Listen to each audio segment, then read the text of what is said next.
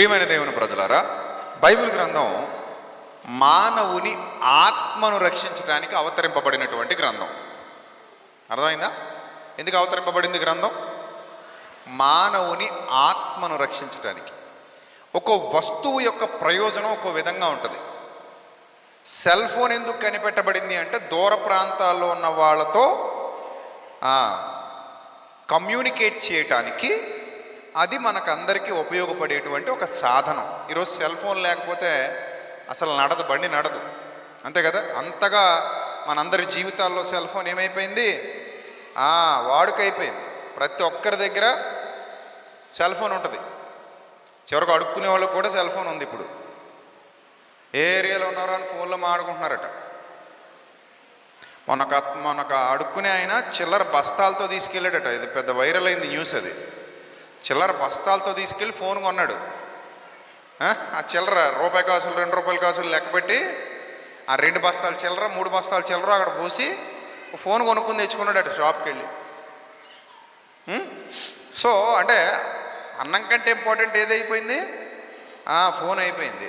సరే, ఇలా ఏ వస్తువు కనిపెట్టినా అది మన ప్రయోజనం కొరకు అవతరించబడింది, కనిపెట్టబడింది.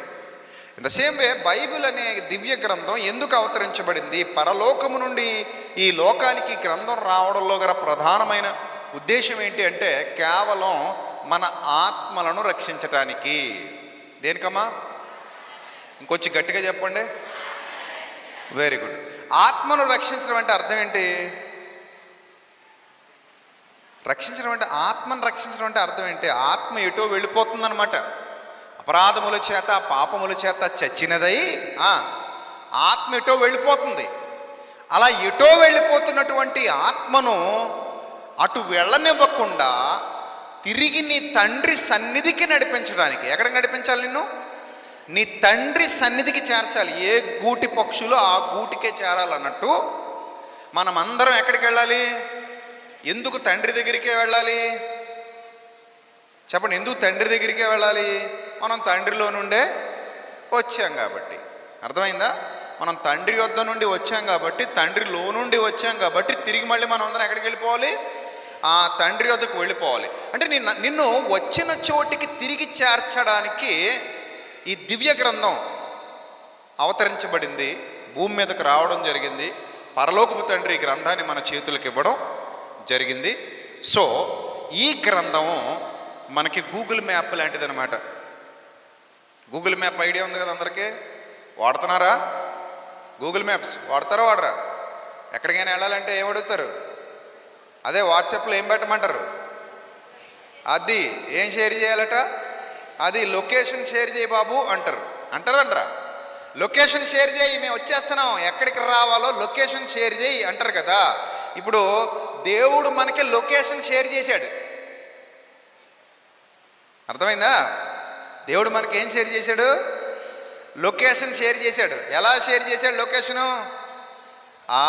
ఎస్, ఆది యందు వాక్యం ఉండెను, వాక్యము దేవుని యొద్ద ఉండెను, ఆ వాక్యము దేవుడై ఉండెను, ఆ దేవుడు కృపా సత్య సంపూర్ణుడుగా శరీరధారిగా వాక్యమైన ప్రభువు మన మధ్యలో నివసించెను. ఆ వాక్యం అంటుంది, నా ద్వారా తప్ప ఎవ్వడు తండ్రి వద్దకు రాలేడు. అంటే I'm the location to go to heaven, to reach to heavenly father. So మీరు నిత్య జీవానికి వెళ్ళాలంటే, ఎటర్నల్ లైఫ్ మీకు కావాలంటే లొకేషన్ దేవుడు షేర్ చేశాడు బైబిల్ రూపంలో.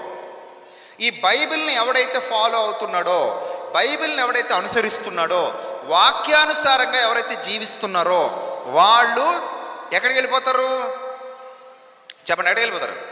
నిశ్చయమని వెళ్ళిపోతారు. మనం పెట్టిన లొకేషన్ కరెక్ట్గా ఫాలో అవ్వాలి. రైట్కి తిరగమంటే రైట్ తిరగాలి, లెఫ్ట్ తిరగమంటే లెఫ్ట్ తిరగాలి, అంతే కదా. స్ట్రైట్ పోమంటే స్ట్రైట్ పోవాలి. అలా కరెక్ట్గా ఇన్స్ట్రక్షన్స్ అన్నీ, వాళ్ళు ఇచ్చే ఇన్స్ట్రక్షన్స్ అన్నీ ఫాలో అవుతూ ఉంటే కరెక్ట్గా మిమ్మల్ని తీసుకొచ్చి ఎక్కడ ఆపుతుంది? అదిగో లొకేషన్కి వచ్చేసామమ్మా, ఇదిగో నీ డెస్టినేషన్ రైట్ సైడ్ ఉంది, లేదా నీ డెస్టినేషన్ లెఫ్ట్ సైడ్ ఉంది, నువ్వు రీచ్ అయిపోయావు అని చెప్తుంది. ద సేమ్ వే మంచి పోరాటము పోరాడి తిని, నా పరుగు కడముట్టించి తిని, నా కొరకు ఏ కిరీటం? ఆ నీతి కిరీటం ఉంచబడి ఉన్నది, నా కొరకు జీవ కిరీటం ఉంచబడి ఉన్నది అని భక్తులు చెప్తున్నారంటే ఈ కిరీటాలన్నీ కూడా ప్రభు మనకి ఇవ్వడానికి ఇచ్చినటువంటి షేర్ చేసినటువంటి దివ్య గ్రంథం బైబిల్ని కరెక్ట్గా ఫాలో అయితే మీరు నిత్య జీవానికి వెళ్ళిపోతారు. బైబిల్ని కరెక్ట్గా ఫాలో అయితే మీరు రూట్ తప్పరు. అందుకే నీ వాక్యము నా పాదములకు ఏంటడా, పాదాలకు దీపం అంటే అర్థం ఏంటి? దీపం ఎప్పుడు కావాలి? చీకట్లో. ఎందుకు? అదే వెలుగెందుకు? ఆ దారి చూపించడానికి, నడవడానికి. లేకపోతే గోతులు పడిపోతారు, అంతే కదా. లేకపోతే ఏదో తన్నుకుని పడిపోతారు, ఏదో ముళ్ళ మీద కాలేసేస్తారు, లేదా ఇంకా ఏదైనా చెడ్డదాని మీద కాలేసేస్తారు, పెంట మీద కాలేసేస్తారు, బురదలో పడిపోతే చచ్చిపోతారు, నదిలో పడిపోతే మునిగిపోతారు, నూతిలో పడిపోతే చచ్చిపోతారు కదా. సో ఇవన్నీ ఎక్కడా పడిపోకుండా కరెక్ట్గా వెళ్ళాలంటే నీ వాక్యం అనే దీపాన్ని చేత్తో పట్టుకొని నడక మొదలు పెట్టాలి. అలా నడుస్తూ పోతున్నప్పుడు ఈ దారి చూపిస్తుంది అనమాట నాకు. ఈ జీవవాక్యం నేను చేత్తో పట్టుకున్నాను కాబట్టి నీ వాక్యము నా పాదములకు దీపము, నా త్రోవకు వెలుగునై ఉన్నది. ఇది నాకు దారి చూపిస్తూ ఉంది కాబట్టి ఈ వాక్యం అనే దీపాన్ని చేత్తో పట్టుకుని దారి చూసుకుంటూ వెళ్ళిపోతున్నాను అనమాట. అదే మనకు బైబిల్ గ్రంథం చెప్తోంది. ఈ బైబిల్ గ్రంథమే నిత్య జీవానికి దారి, నిత్య జీవానికి మార్గము, నిత్య జీవానికి నిన్ను నన్ను చేర్చడానికి ఉపయోగపడేటువంటి సాధనం. అయితే ప్రియమైన దేవుని పిల్లలారా, ఈ మార్గం గుండా వెళ్ళాలి అంటే మనకి కళ్ళు తెరవబడి ఉండాలి. ఏమై ఉండాలి? ఈ కళ్ళు తెరవబడడం అనే కాన్సెప్ట్ ఏదైతే ఉందో చాలా విచిత్రమైన కాన్సెప్ట్. ఎందుకంటే ఇక్కడ అందరికీ కళ్ళు ఉన్నాయి. ఎవరైనా గుడ్డివారు ఉన్నారు ఇక్కడ అందరూ కళ్ళు ఉన్నోళ్ళే కదా. బాగా కనబడుతున్నాయి 2 కళ్ళు. సరే, కళ్ళు కనబడుతున్నాయి, అందరూ బాగా కనబడుతున్నాయి కదా. ఈ కళ్ళు కనబడితే సరిపోద్దమ్మా నిత్య జీవానికి వెళ్ళడానికి? చెప్పాలి, సరిపోదా? ఆ అమ్మాయి సరిపోద్ది అంటుంది, మరి ఏం చేద్దాం? సరిపోద్దని వాళ్ళు చేతులు ఎత్తండి. ఇప్పుడు నిత్య జీవానికి వెళ్ళడానికి లొకేషన్ షేర్ చేశాడు, మనకు అంతా అర్థమైపోయింది. లొకేషన్ షేర్ చేశాడు, మన దగ్గరకు వచ్చింది. ఇప్పుడు దీని ద్వారా మనం ఎక్కడికి వెళ్ళగలం? ఈ లొకేషన్ షేర్ చేశాడు కాబట్టి ఇది పట్టుకోవడం ద్వారా మనం ఎక్కడికి వెళ్ళగలం? నిత్య జీవానికి వెళ్ళగలం అని మనం పాయింట్ అర్థమైపోయింది మనకి. మీకు అర్థమయ్యే భాషలో విడమరిచి చెప్పా. సరే, ఇప్పుడు నేను ఇంకో అడుగుతున్న రెండో క్వశ్చన్, స్టెప్ 2 పాయింట్. స్టెప్ 1 అయిపోయింది, ఇప్పుడు స్టెప్ 2. స్టెప్ 2 ఏంటంటే కళ్ళు, 2 కళ్ళు పనిచేస్తున్నాయి కాబట్టి నిత్య జీవానికి మనం నడిచెళ్ళాలి కదా. మరి నీ వాక్యం నా పాదములకు దీపము, నా త్రోవకు వెలుగు. సరే, దీపం అయితే ఉంది, మరి నడవాలంటే ఏం కావాలి? చూపు కావాలి కదా. చూపు బాగోకపోతే నడవలేం కదా, కళ్ళు ఉండాలి కదా. రైట్, ఈ కళ్ళు సరిపోతాయా నిత్య జీవానికి వెళ్ళడానికి? సరిపోతాయి అన్న వాళ్ళు చేతులు ఎత్తండి. సరిపోవన్న వాళ్ళు చేతండి. గట్టిగానే ఉన్నారు బ్యాచ్. సరే, ఎందుకు సరిపోవు చెప్పండి? Yes, you are right. ఎందుకు సరిపోవంటే ఈ లోకంలో మనం ఏదైనా చూడాలంటే ఈ కళ్ళు అవసరం. ఏమా, ఈ లోకంలో ఏ పని చేయాలన్నా, ఏదైనా చూడాలన్నా, ఎక్కడికైనా వెళ్ళాలన్నా, ఏదైనా తిరగాలన్నా, తినాలన్నా, వాట్ ఎవర్ ఇట్ మేబీ, మనం ఎటు పోవాలన్నా కానీ ఈ లోకానికి వరకు ఈ కళ్ళు అవసరం. ఈ లోకం వరకు ఈ కళ్ళు చాలా అవసరం. కానీ పరలోక యాత్రకు ఈ కళ్ళు మాత్రమే తెరవబడితే సరిపోదు. పరలోకపు యాత్రకి ఈ కళ్ళు మాత్రమే సరిపోదు. మరి ఏ కళ్ళు ఉన్నాయి అక్కడ? మనోనేత్రములు అన్నాడు బైబిల్లో. అన్నాడమ్మా? ఎక్కడన్నాడు? అంటున్నారు కదా, ఎక్కడన్నాడు చెప్పండి? ఎనీబడి ఆ రెఫరెన్స్ ఎక్కడుంది చెప్పండి.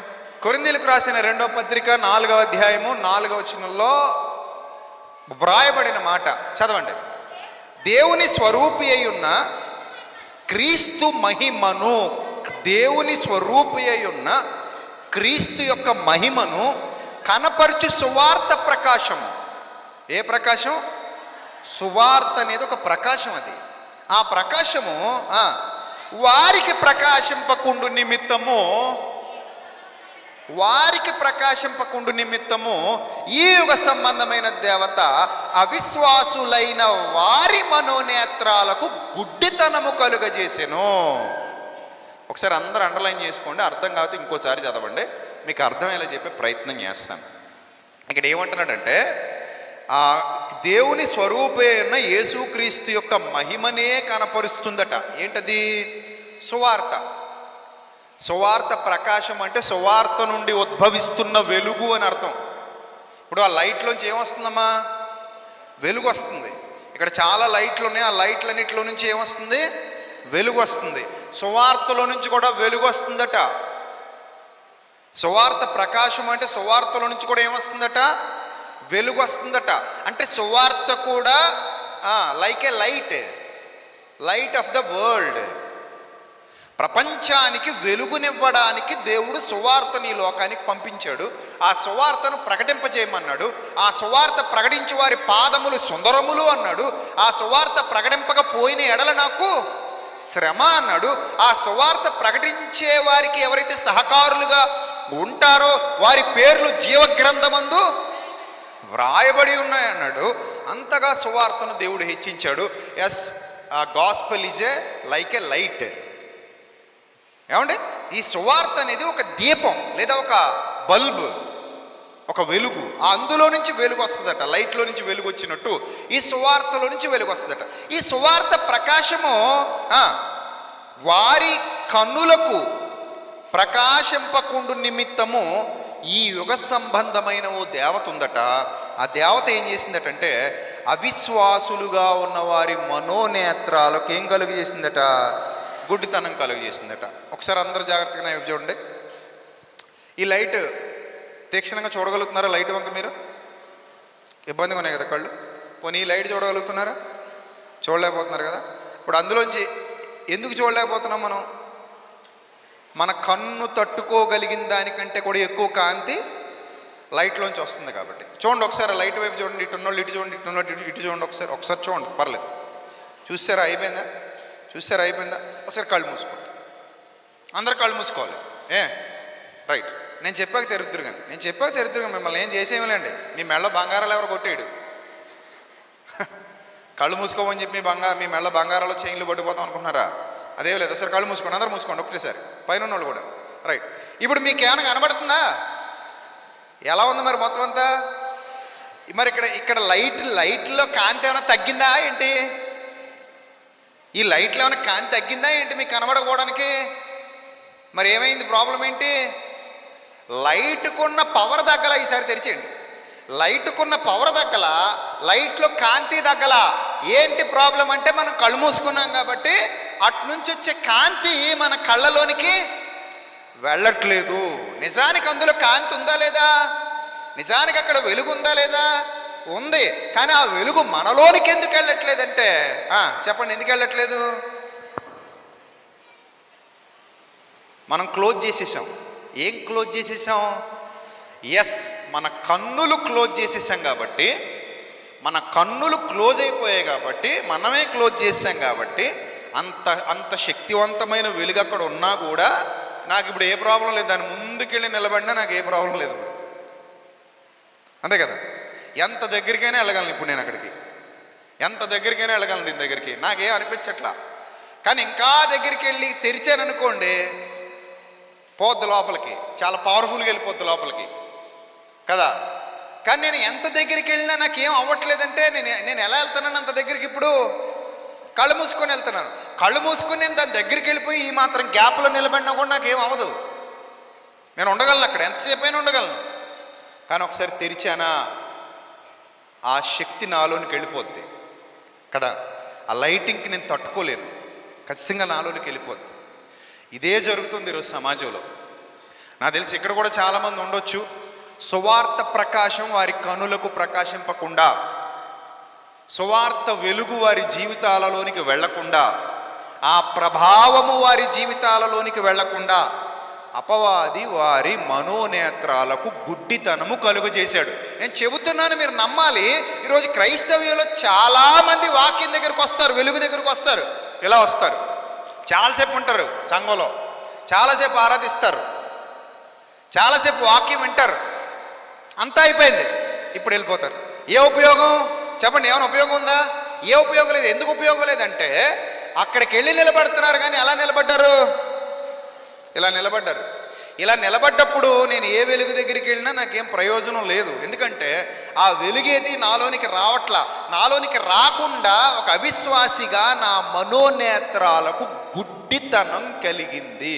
ఇన్ ద సేమ్ వే ఈరోజు చాలామంది జీవితాల్లో వాక్యం పనిచేయట్లేదు. ప్రాబ్లం వాక్యందా? ప్రాబ్లం వాక్యందా? మరి ఎవరిది? దీని గురించి యేసుప్రభు వారు చక్కటి ఎగ్జాంపుల్ చెప్పారు, వండర్ఫుల్ ఎగ్జాంపుల్. ఒక బాస్కెట్తో విత్తనాలు తెచ్చారట. ఒక బాస్కెట్ నిండా ఏం తెచ్చారట? విత్తనాలు తెచ్చారట. చల్లుతున్నారట. 4 ప్లేసెస్లో పడ్డాయట. మీకు తెలిసి ఇదంతా బాగా తెలుసు, కొట్టిన పిండి మీకు. కాకపోతే ఆ కొట్టిన పిండే కానీ మట్టిలోకి వెళ్దు అంతే. బాస్కెట్తో తెచ్చారు, విత్తనాలు చల్లేశారు. కొన్ని ఎక్కడ పడ్డాయట? రాతి నేలలో పడ్డాయట. కొన్ని ఎక్కడ పడ్డాయట? ముళ్ళ పొదల్లో పడ్డాయట. కొన్ని ఎక్కడ పడ్డాయట? త్రోవ పక్కన పడ్డాయట. కొన్ని ఎక్కడ పడ్డాయట? మంచి నేలలో పడ్డాయట. మంచి నెలలో పడ్డాయి, పొలకెత్తాయట, ఫలించాయట, అభివృద్ధి పొందాయట, అదరగొడిచాయట. ఈ మిగిలిన 3 ప్లేసెస్లోనే దెబ్బ అయిపోయినాయట. ఇప్పుడు మీరు వచ్చి విత్తనాల ప్రాబ్లం అండి అన్నారనుకో, ఎవడైనా నవ్విపోతాడు. అన్ని విత్తనాలు ఒకటే. ఇప్పుడు ఆ ముళ్ళ పొదల్లో పడ్డవి, త్రోవ పక్కన పడ్డవి, రాతి నేల మీద పడ్డవి, మంచి నేలలో ఒకవేళ పడుండి ఉంటే ఏమయ్యేవి? చక్కగా ఫలించేవి. ఒకవేళ ఈ మంచి నేలలో పడ్డ విత్తనాలు అక్కడ పడుండుంటే ఏమయ్యేవి? ఫలించకుండా పోయేవి. అంటే విత్తనాలలో ఏ ప్రాబ్లం లేదు. ప్రాబ్లం ఎక్కడుంది చెప్పండి? ఎక్కడుంది? నేలల్లో ఉంది. ఇన్ ద సేమ్ వే ఇక్కడ ఇంతమంది కూర్చున్నారు కదా, అక్క చెల్లెమ్మలు ఎంతోమంది ఇక్కడ ఉన్నారు, అన్నదమ్ములు ఎంతోమంది ఇక్కడ ఉన్నారు, బయట కూడా కూర్చున్నారు, ఖాళీలు లేవు, ఇటు అటు అటు బాగా నిండిపోయారు. సంతోషం. వీళ్ళందరూ కూడా మనోనేత్రములు వెలిగింపబడిన వారేనా? వీళ్ళందరి జీవితాల్లో వాక్యం సరిగ్గా పనిచేస్తుందా? వీళ్ళందరూ వాక్యానుసారంగానే ఉన్నారా? వీళ్ళందరూ దేవుని యందు భయభక్తులు గలవారేనా? వీళ్ళందరూ సువార్తకు లోబడిన వారేనా? వీళ్ళందరూ దేవుడంటే ఇష్టమేనా? వీళ్ళందరూ ఆజ్ఞానుసారంగా జీవించడానికి రెడీగా ఉన్నారా? వీళ్ళందరూ మారు మనసు పొందారా? వీళ్ళందరూ రక్షణ భాగ్యాన్ని పొందారా? వీళ్ళందరూ ఒప్పుకోలు జీవితాన్ని కలిగి ఉన్నారా? ప్రభువా నన్ను క్షమించమని ప్రాధేయపడే గుంపులో వీళ్ళందరూ ఉన్నారా? వీళ్ళందరి జీవితాల్లో దేవుని రక్షణ కార్యం జరుగుతుందా? రేపొద్దున వీళ్ళు మ్యాప్ పట్టుకుని నిత్య జీవానికి వెళ్ళిపోవడానికి సిద్ధంగా ఉన్నారా? అసలు ఈ మ్యాప్ని వాడుతున్నారా? నిత్య జీవానికి వెళ్ళాలన్న ఆలోచన ఇక్కడ ఉన్న వాళ్ళలో ఎంతమందికి ఉంది? రేపు నేను మరణిస్తే నా కొరకు దేవదూతలు రావాలి, వాళ్ళు వచ్చి నన్ను హ్యాపీగా అబ్రహాము రొమ్మున అనుకున్నట్టుకు తీసుకెళ్ళిపోయిన దగ్గర కూర్చోబెట్టాలనే స్థిరమైన విశ్వాస జీవితంతో ఇక్కడ ఎంతమంది ఉన్నారు? అసలు దేవుణ్ణి ఎంతమంది నిజంగా నమ్ముతున్నారు? శోధనలు, కష్టాలు, కన్నీళ్లు వచ్చినప్పుడు ప్రభువులో ఎంతమంది స్థిరంగా నిలబడుతున్నారు? ప్రతి విధమైన శోధనను ఎదుర్కోవడానికి శక్తినివ్వమని ఎంతమంది అడుగుతున్నారు? అపవాదితో యుద్ధం చేయడానికి ఎంతమంది ఆత్మ ఖడ్గాన్ని ధరించుకుని ఉన్నారు? ప్రతిరోజు ఎంతమంది జీవితాల్లో ప్రార్థన కంటిన్యూగా నడుస్తుంది? ప్రతిరోజు ఎంతమంది జీవవాక్యంతో తమ హృదయాలను తృప్తిపరుచుకుంటున్నారు? ఎంతమంది దేవుని పనికి ముందుకు వస్తున్నారు? ఎంతమంది సువార్తకు సహకారులుగా ఉన్నారు? ఎంతమంది ప్రభువా నన్ను వాడుకో అని అడుగుతున్నారు? ఎంతమంది ప్రభువా నా జీవితం నీతి ప్రభువా సజీవయాగంగా నీకు సమర్పించాను ప్రభు అని ఒప్పుకోలు జీవితంతో నడుస్తున్నారు? ఎంతమంది పాపానికి దూరంగా పోరాడుతున్నారు, పరిగెడుతున్నారు? ఎంతమంది అపవిత్రతను దూరం పెడుతున్నారు? ఎంతమంది చీకటిని దూరం పెడుతున్నారు? ఇన్ని క్వశ్చన్స్ మన మధ్యలోకి వస్తే ఎంతమంది పాస్ అవుతారంటారు ఈ ప్రశ్నలన్నిటికీ? అందరూ పాస్ అయిపోతారా? అందరూ పాస్ అవుతారమ్మా? కొందరే పాస్ అవుతారు. ఎందుకు పాస్ అవుతారు? ఎందుకు పాస్ అవ్వట్లేదు తెలుసా? చాలామంది ప్రాబ్లం విత్తనంలో లేదు, ప్రాబ్లం వాక్యంలో లేదమ్మా. వాక్యం ఎప్పుడు శక్తివంతమైందే, వాక్యం ఎప్పుడు గొప్పదే, వాక్యం జీవం కలిగిందే, వాక్యం ఉత్తమమైనదే ఉత్తమమైనదే ఉత్తమమైనదే, అందులో ఎలాంటి సందేహం లేదు. కానీ మనం ఏం చేస్తున్నామంటే కళ్ళు మూసుకొని వాక్యం దగ్గరికి వెళ్తున్నాం. అంటే వాక్యం మన చుట్టూ తిరుగుతుంది, కానీ వాక్యాన్ని మనం ఏం చేయట్లేదంటే మన హృదయంలోనికి వెళ్ళనివ్వట్లా. వెళ్ళకుండా దాన్ని ఏం చేస్తున్నామంటే ఆపేస్తున్నాం. దీనికి ప్లాన్ వేసిందే అపవాది. నువ్వు ఆ వాక్యాహారాన్ని భుజిస్తే మారిపోతావు కదా, నీ హృదయం వెలిగించబడుతుంది కదా, నీ ఆత్మీయ నేత్రాలు తెరవబడితే వాడి పనులు జరగవు, అక్కడ వాడి పనులు జరగవు. సో అందుకే ఈరోజు చాలామంది ఆత్మీయ నేత్రాలు మూసుకుపోయి ఆరాధనకు వస్తున్నారు. ఆత్మీయ నేత్రాలు మూసుకొని సంఘంలో కూర్చుంటున్నారు. ఆత్మీయ నేత్రాలు మూసుకొని ప్రార్థన చేస్తున్నారు. ఆత్మీయ నేత్రాలు మూసుకొని పాటలు పాడుతున్నారు.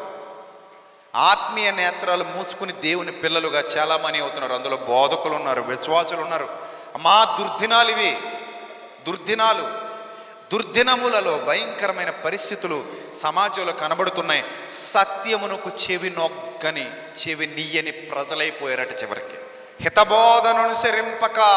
పౌలు భక్తుడు తిమోతికి లేఖ రాస్తూ అంటాడు, బాబు తిమోతి, పరిచర్య కడవరి దినాల్లో, దుర్దినాల్లో ఇప్పుడున్నంత అందంగా జరగదరా నాన్న.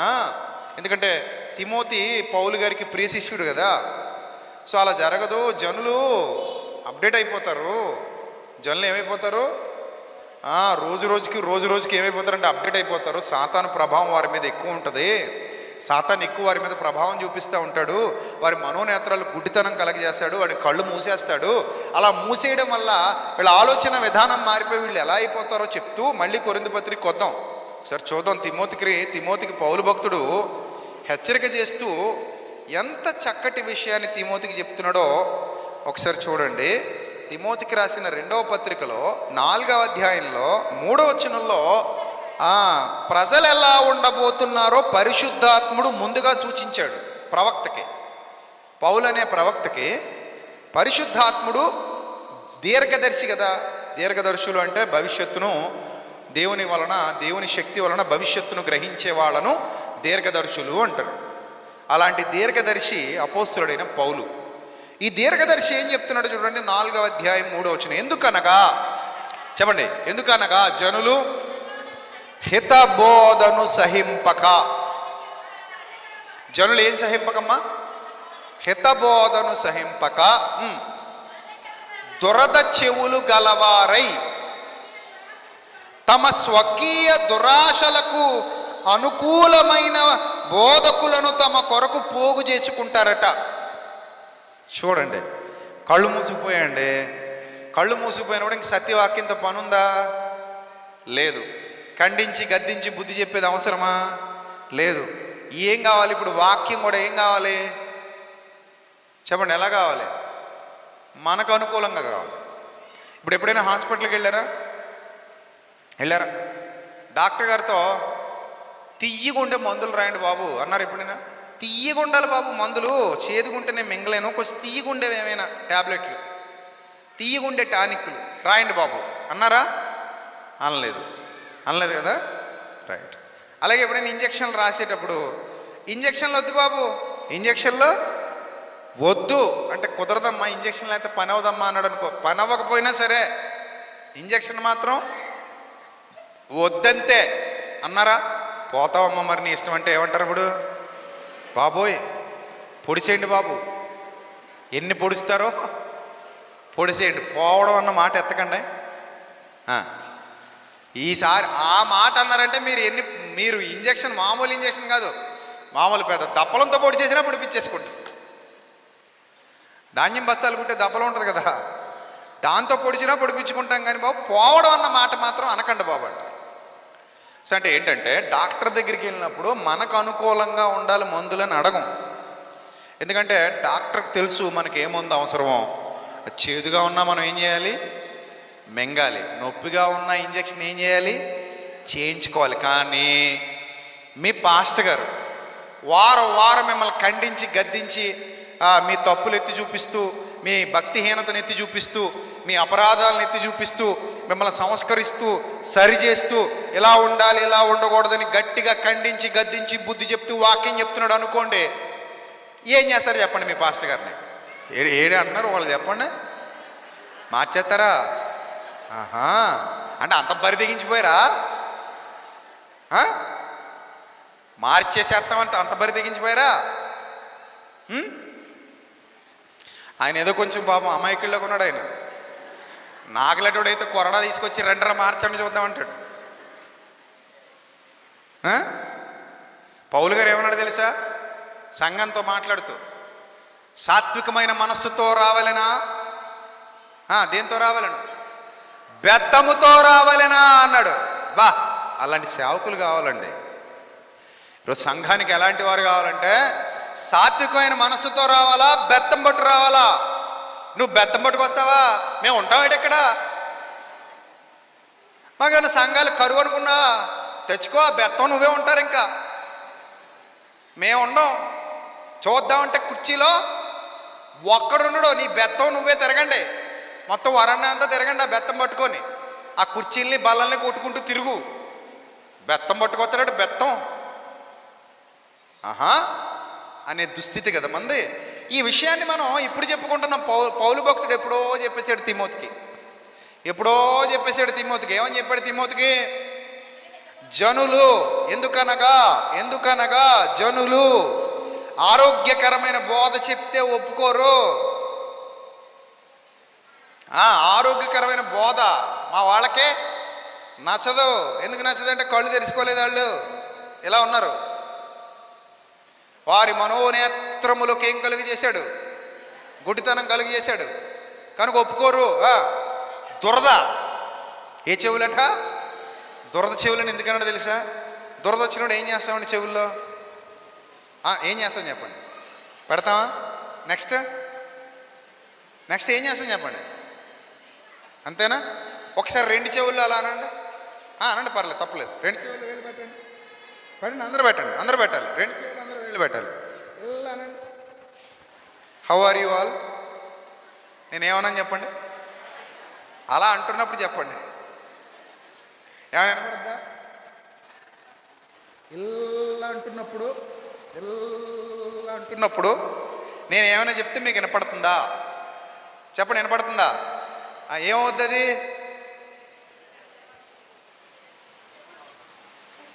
ఏమైనా చెప్పుకోవచ్చు. ఇంకా ఇప్పుడు ఎవరు మాట్లాడినా మీకు వెంట ఇష్టం లేదనుకోండి, అలా అనండి.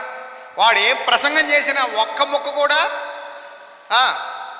మీ చెవిలోకి వెళ్ళదు. అందుకే పౌలు భక్తుడు తెలివైనోడు కాబట్టి, నాయన దురద చెవులు వీళ్ళవి, దురద చెవులు కాబట్టి ఇంకెప్పుడు అలా అనుకుంటా ఉంటారు, అందులోకి మనం ఏం చెప్పినా వెళ్ళదు. అది కూడా ఈ దురద చెవులు గలవటువంటి విశ్వాసులట, అంటే నకిలీ విశ్వాసులు ఆరోగ్యకరమైన బోధను ఇష్టపడరట.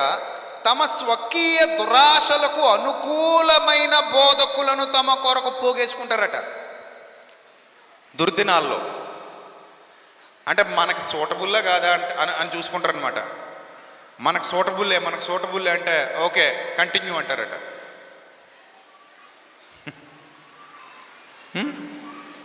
ఈ మధ్య సంఘాల్లోకి మిమిక్రీ ఆర్టిస్టులను కూడా తెస్తున్నారు. సువార్త పవన్ కళ్యాణ్ గారు చెప్తే ఎలాగుంటుంది, సువార్త నాగార్జున గారు చెప్తే ఎలాగుంటుంది అని మిమిక్రీ ఆర్టిస్టులు వచ్చి వాళ్ళను ఇమిటేట్ చేస్తూ సువార్త చెప్పడం. అంటే రోజు రోజుకి మన వాళ్ళకి కొత్త పోకడలు కావాల్సి వస్తున్నాయి. ఆ మాత్రానికి మిమిక్రీ ఎందుకు? డైరెక్ట్ నాగార్జున గారిని తెచ్చేస్తే అయిపోద్ది కదా. ఓ 10 కోట్లు ఎంత ఇస్తే వస్తాడు ఆయన, ఏదో ఆయనకు తోచింది చెప్పి వెళ్తాడు. ఇంకా ఆయనతోనే చెప్పించుకోవచ్చు కదా. నాగార్జున గారు 10 కోట్లు ఇస్తామండి, దయచేసి మా సంఘానికి రండి, వచ్చి బైబిల్లో ఏదోటి చెప్పండి, నాకు బైబిల్ తెలియదురా నాయన అంటాడు ఆయన. మీకు తెలియకపోయినా పర్లేదండి బాబు, మీరు ఏదోటి చెప్పేయండి, మీ ఇష్టం. అంటే ఏదోటి చెప్పేయమంటావా? మీ ఇష్టం సార్, ఏదోటి చెప్పండి సార్. అలాంటి దుస్థిత. సో ఈ మనోనేత్రాలు ఎప్పుడైతే తెరవబడలేదో విశ్వాసి మోసపోతాడు. అమ్మా, మనోనేత్రాలు తెరవబడకపోతే విశ్వాసి ఏమవుతాడమ్మా? మోసపోతాడు. తెలియని వాళ్ళను చాలామందిని మోసం చేస్తూ ఉంటారు. తెలిసిన వాళ్ళను మోసం చేయలేరు, తెలియని వాళ్ళను మోసం చేస్తారు. ఇప్పుడు మీకు విదేశాలకు వెళ్ళినప్పుడు ఒక డబ్బులు ఏమిటో మీకు తెలియలేదనుకోండి, తక్కువ ఇచ్చి ఎక్కువ ఇచ్చామని చెప్పి మిమ్మల్ని ఏం చేయొచ్చు? మోసం చేయొచ్చు. ఎందుకంటే మన భారతదేశంలో ఉన్న నోట్ల గురించి మీకు తెలుసు తప్ప విదేశాల్లో ఉన్న నోట్లు మీరు ఎప్పుడు చూడలేదనుకోండి, అప్పటి వరకు అదే ఫస్ట్ టైం అనుకోండి, మిమ్మల్ని తక్కువ ఇచ్చి ఎక్కువ ఇచ్చినట్టు మోసం చేయొచ్చు. ఇక్కడ కూడా అప్పుడప్పుడు చూడండి, గుడ్డోళ్ళని పాపం మోసం చేస్తూ ఉంటారు. ఎందుకు గుడ్డోళ్ళు మోసపోతారు? వాళ్ళ కళ్ళు కనబడవు కనుక. అలాగే చత్వారం ఉన్న వాళ్ళని, ముసలాళ్ళని కూడా మోసం చేస్తుంటారు, ఎందుకంటే వాళ్ళకి సరిగా చూపు కనబడదు కనుక. అలాగే మనం కూడా మన మనోనేత్రములు వెలిగింపబడకపోతే అపవాది చేత మోసపోతాం. చాలామంది విశ్వాస జీవితాలు ఈరోజు బాగోలేదంటే కారణం వాక్యం వారి హృదయాలలోనికి వెళ్ళట్లేదు. వెళ్ళకపోతే మార్పు వస్తుందమ్మా? మార్పు వస్తుందా? రాదు.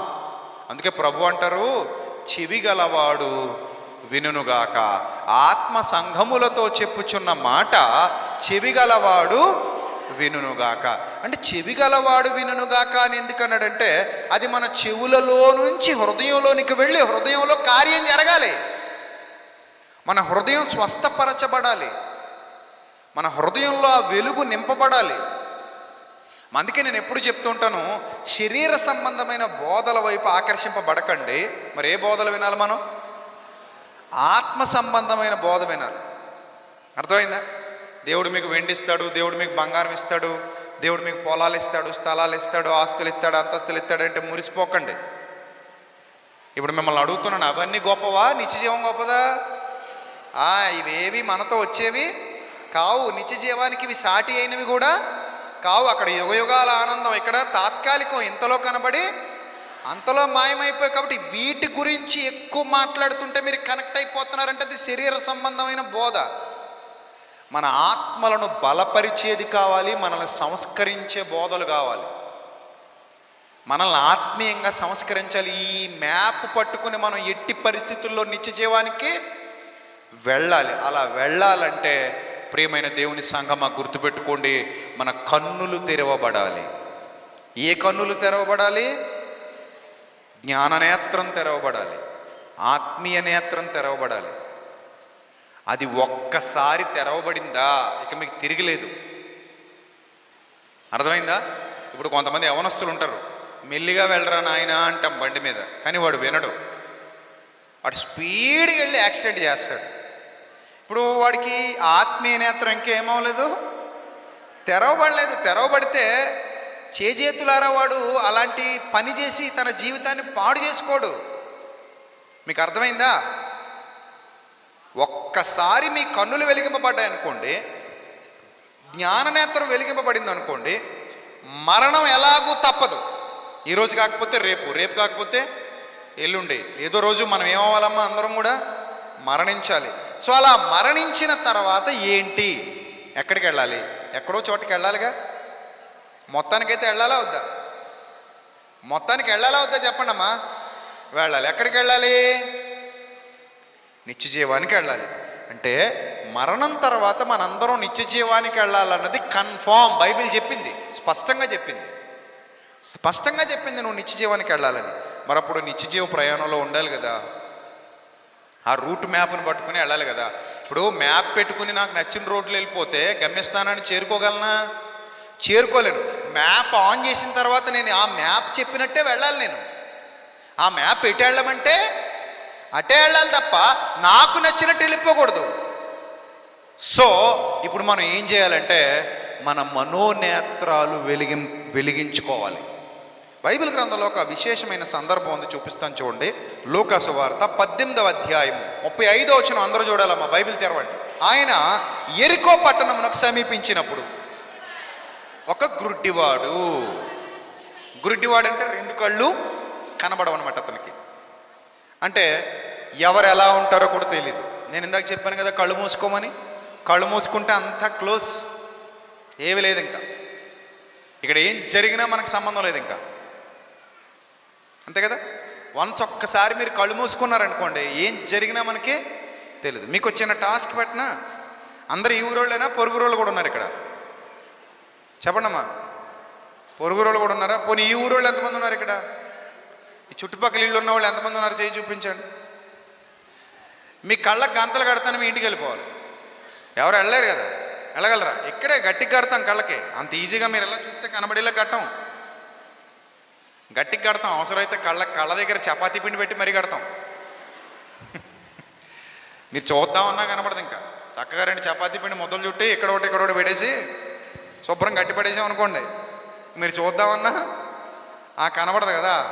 ఎంతమంది ఇంటికి వెళ్ళిపోగలరు? ఇక్కడ నుంచి అక్కడ కూర్చుండగానే కట్టేస్తాం.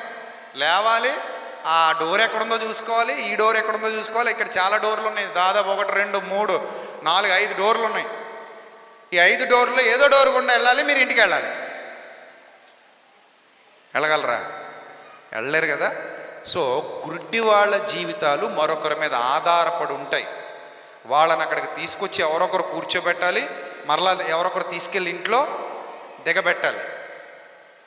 సో గుడ్డివారికి ఈ ప్రపంచంతో సంబంధం లేదు, వాళ్ళకి ఏం తెలియదు. కనీసం ఈ స్టేజ్ ఎక్కలేరు, స్టేజ్ దిగి వెళ్ళలేరు. కళ్ళు మూసుకుంటే మనం గుడ్డోళ్ళమే. కళ్ళు తెరిచి ఉన్నాయి కాబట్టి మనం కళ్ళు ఉన్నోళ్ళం. కళ్ళు మూసేస్తే మనం కూడా ఎవరో గుడ్డోళ్ళమే. మనకేం కనబడాలని ప్రతివాడు గుడ్డోడే, రైట్? ఒక గుడ్డివాడు అక్కడ కూర్చొని ఉన్నాడట, భిక్షం అడుక్కుంటున్నాడట. ఎందుకు? పని చేసుకునే స్థాయి లేక. భిక్షం ఎప్పుడు అడుక్కుంటాడమ్మా? కళ్ళుంటే ఏదో పని చేసుకుంటాడు, కళ్ళు లేవు కాబట్టి ఇంకేం చేయాలి? భిక్షం అడుక్కోవాలి కదా. సో అలా అడుక్కొని బతుకుతున్నాడు, ఎవరో వేసే దాన ధర్మాల మీద బతుకుతున్నాడట. అలా బతుకుతున్నప్పుడు జనసమూహం దాటిపోచున్నట్టు వాడు చప్పుడు విన్నాడట. ఏం విన్నాడు? చప్పుడు. జనాలు పోలోమని వచ్చేస్తున్నారు, కొలమంటా ఉన్నారు. అమ్మో ఎన్ని జనాలు వచ్చేసారేంటి, ఇంత జనాలు వచ్చేసారేంటి అని ఆ చెవులు బాగా పనిచేసినాయి అతనికి. చప్పుడు విన్నాడట. చప్పుడు విని ఇది ఏమని ఎవరినో ఒకరిని అడిగాడు. బాబు బాబు బాబు బాబు బాబు ఏంటమ్మా బాబు, ఈ జనాలు ఏంటమ్మా, ఈ గోల ఏంటమ్మా, ఏంటి హడావుడు ఏంటమ్మా, ఏం జరుగుతుందమ్మా నా చుట్టూ అని అడిగాడట.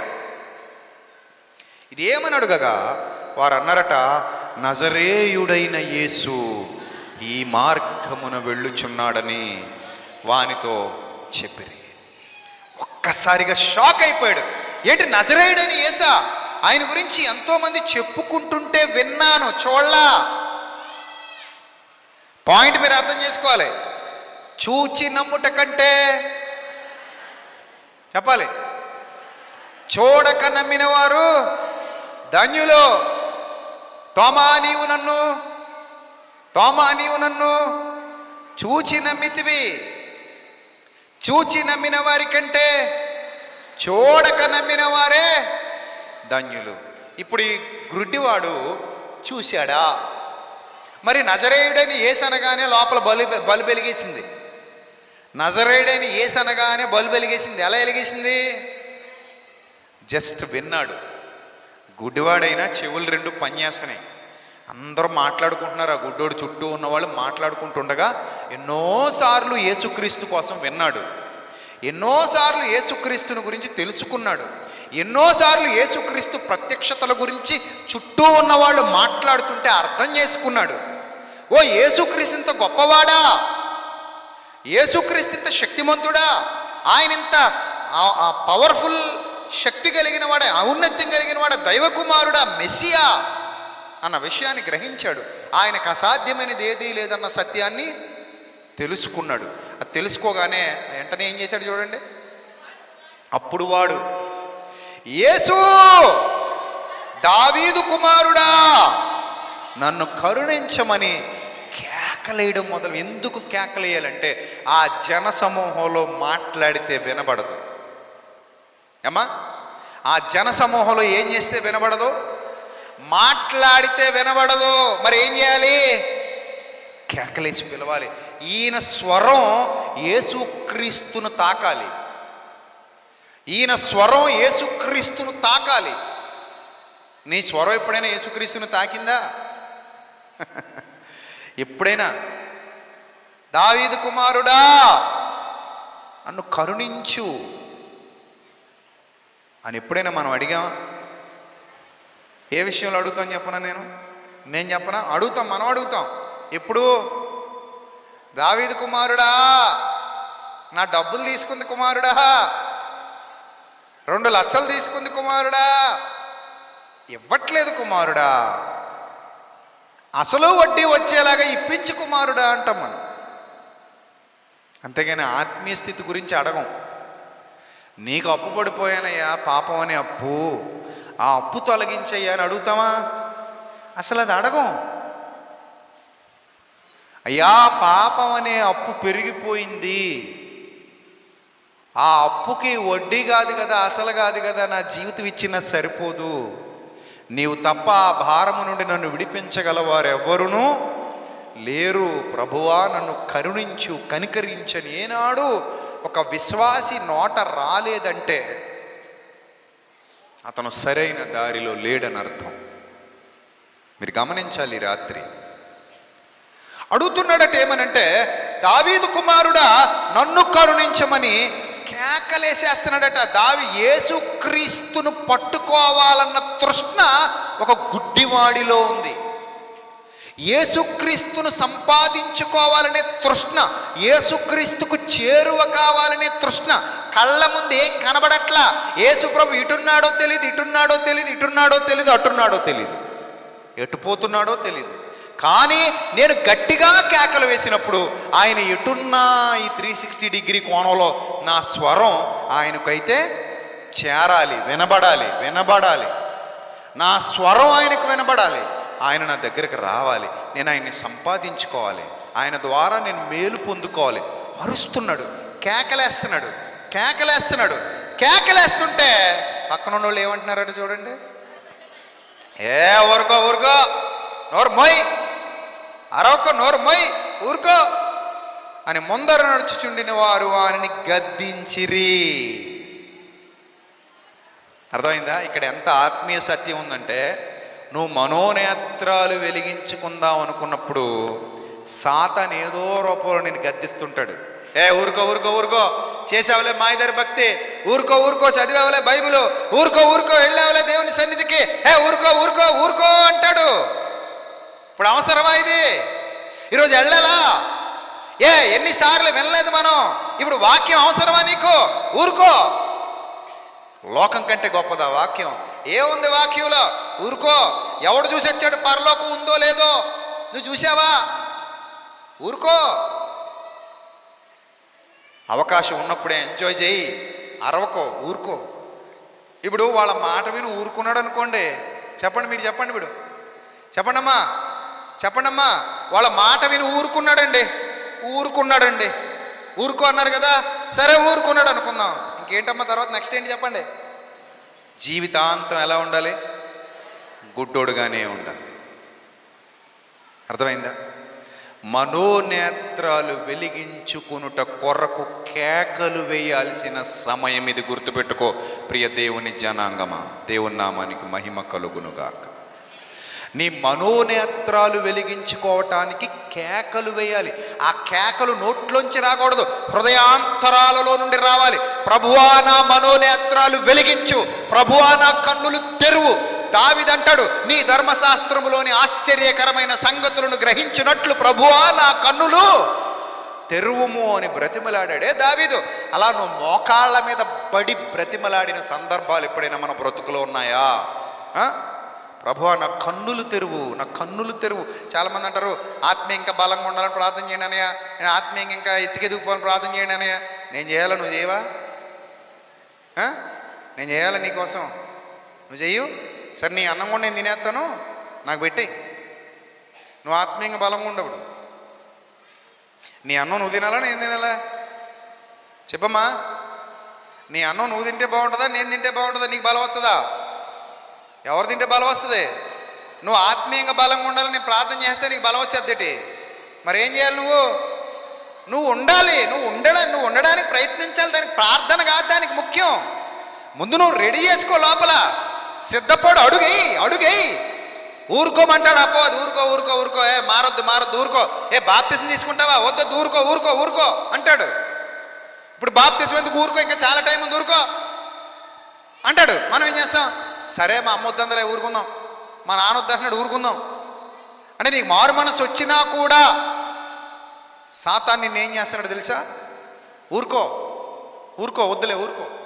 నువ్వు దేవుని కోసం బ్రతుకుతావా? ఊరుకో. నువ్వు సువార్త పనికి వెళ్తావా? ఊరుకో. నువ్వు సువార్తకి సహకరిస్తావా? ఊరుకో.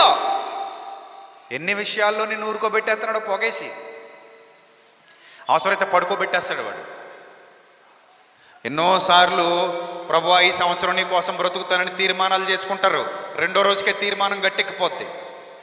ఎన్నోసార్లు ప్రభువా ఇదిగో ఈ సభ ద్వారా నేను బుద్ధి చెప్పబడ్డాను, మేల్కొల్పబడ్డాను ప్రభువా, ఈ రాత్రే తీర్మానం చేసుకుంటున్నాను అంటారు. కానీ అప్పటికప్పుడే ఆ తీర్మానాన్ని ఏం చేస్తారు? అటకెక్కించేస్తారు. ఎన్ని సందర్భాల్లో మనల్ని మనం మోసం చేసుకుంటామో ప్రియమైన దేవుని సంగమా. అలాగైతే రోజులు గడిచిపోతాయి కానీ బ్రతుకుల్లో ఎలాంటి మార్పు రాదు. దీవెన ఉండదు, ఆశీర్వాదం ఉండదు. గుర్తుపెట్టుకోండి, రోజులు వెళ్ళిపోతుంటాయి కానీ దీవెన ఉండదు, ఆశీర్వాదం ఉండదు. ఆత్మీయంగా వృధా. కానీ ఎంతమంది ఊరుకోమంటున్నా ఆ గొంతు ఏం చేస్తుంది? అది కమిట్మెంట్ ఉండాలి. ఇప్పుడు చాలామంది మనల్ని నిరాశపరిచేస్తారు. గుర్తుపెట్టుకోండి, చాలామంది మొట్టమొదట 2010లో నేను ఫైనాన్స్ బిజినెస్ చేసుకునేవాడిని. నాకు ఈ సువార్త, బైబిలు, ప్రసంగాలు, మైకులు అలవాటు లేవు. ఎందుకంటే నేను సేవకుల కుటుంబంలో పుట్టినోడిని కాదు. మా చుట్టుపక్కల మా బంధువులు కానీ, నేను కానీ, మా ఇంట్లో మా అన్నయ్య కానీ, మేము అందరం ఫైనాన్స్ బిజినెస్. నేను నా ఊహ తెలిసేసరికి మా నాన్నగారు వడ్డీ వ్యాపారం చేస్తున్నారు, రైతు కూడా ఆయన. మా అన్నయ్య కూడా వడ్డీ వ్యాపారం చేసేవాడు. సో మేము ఆ బిజినెస్ చేసేవాడు.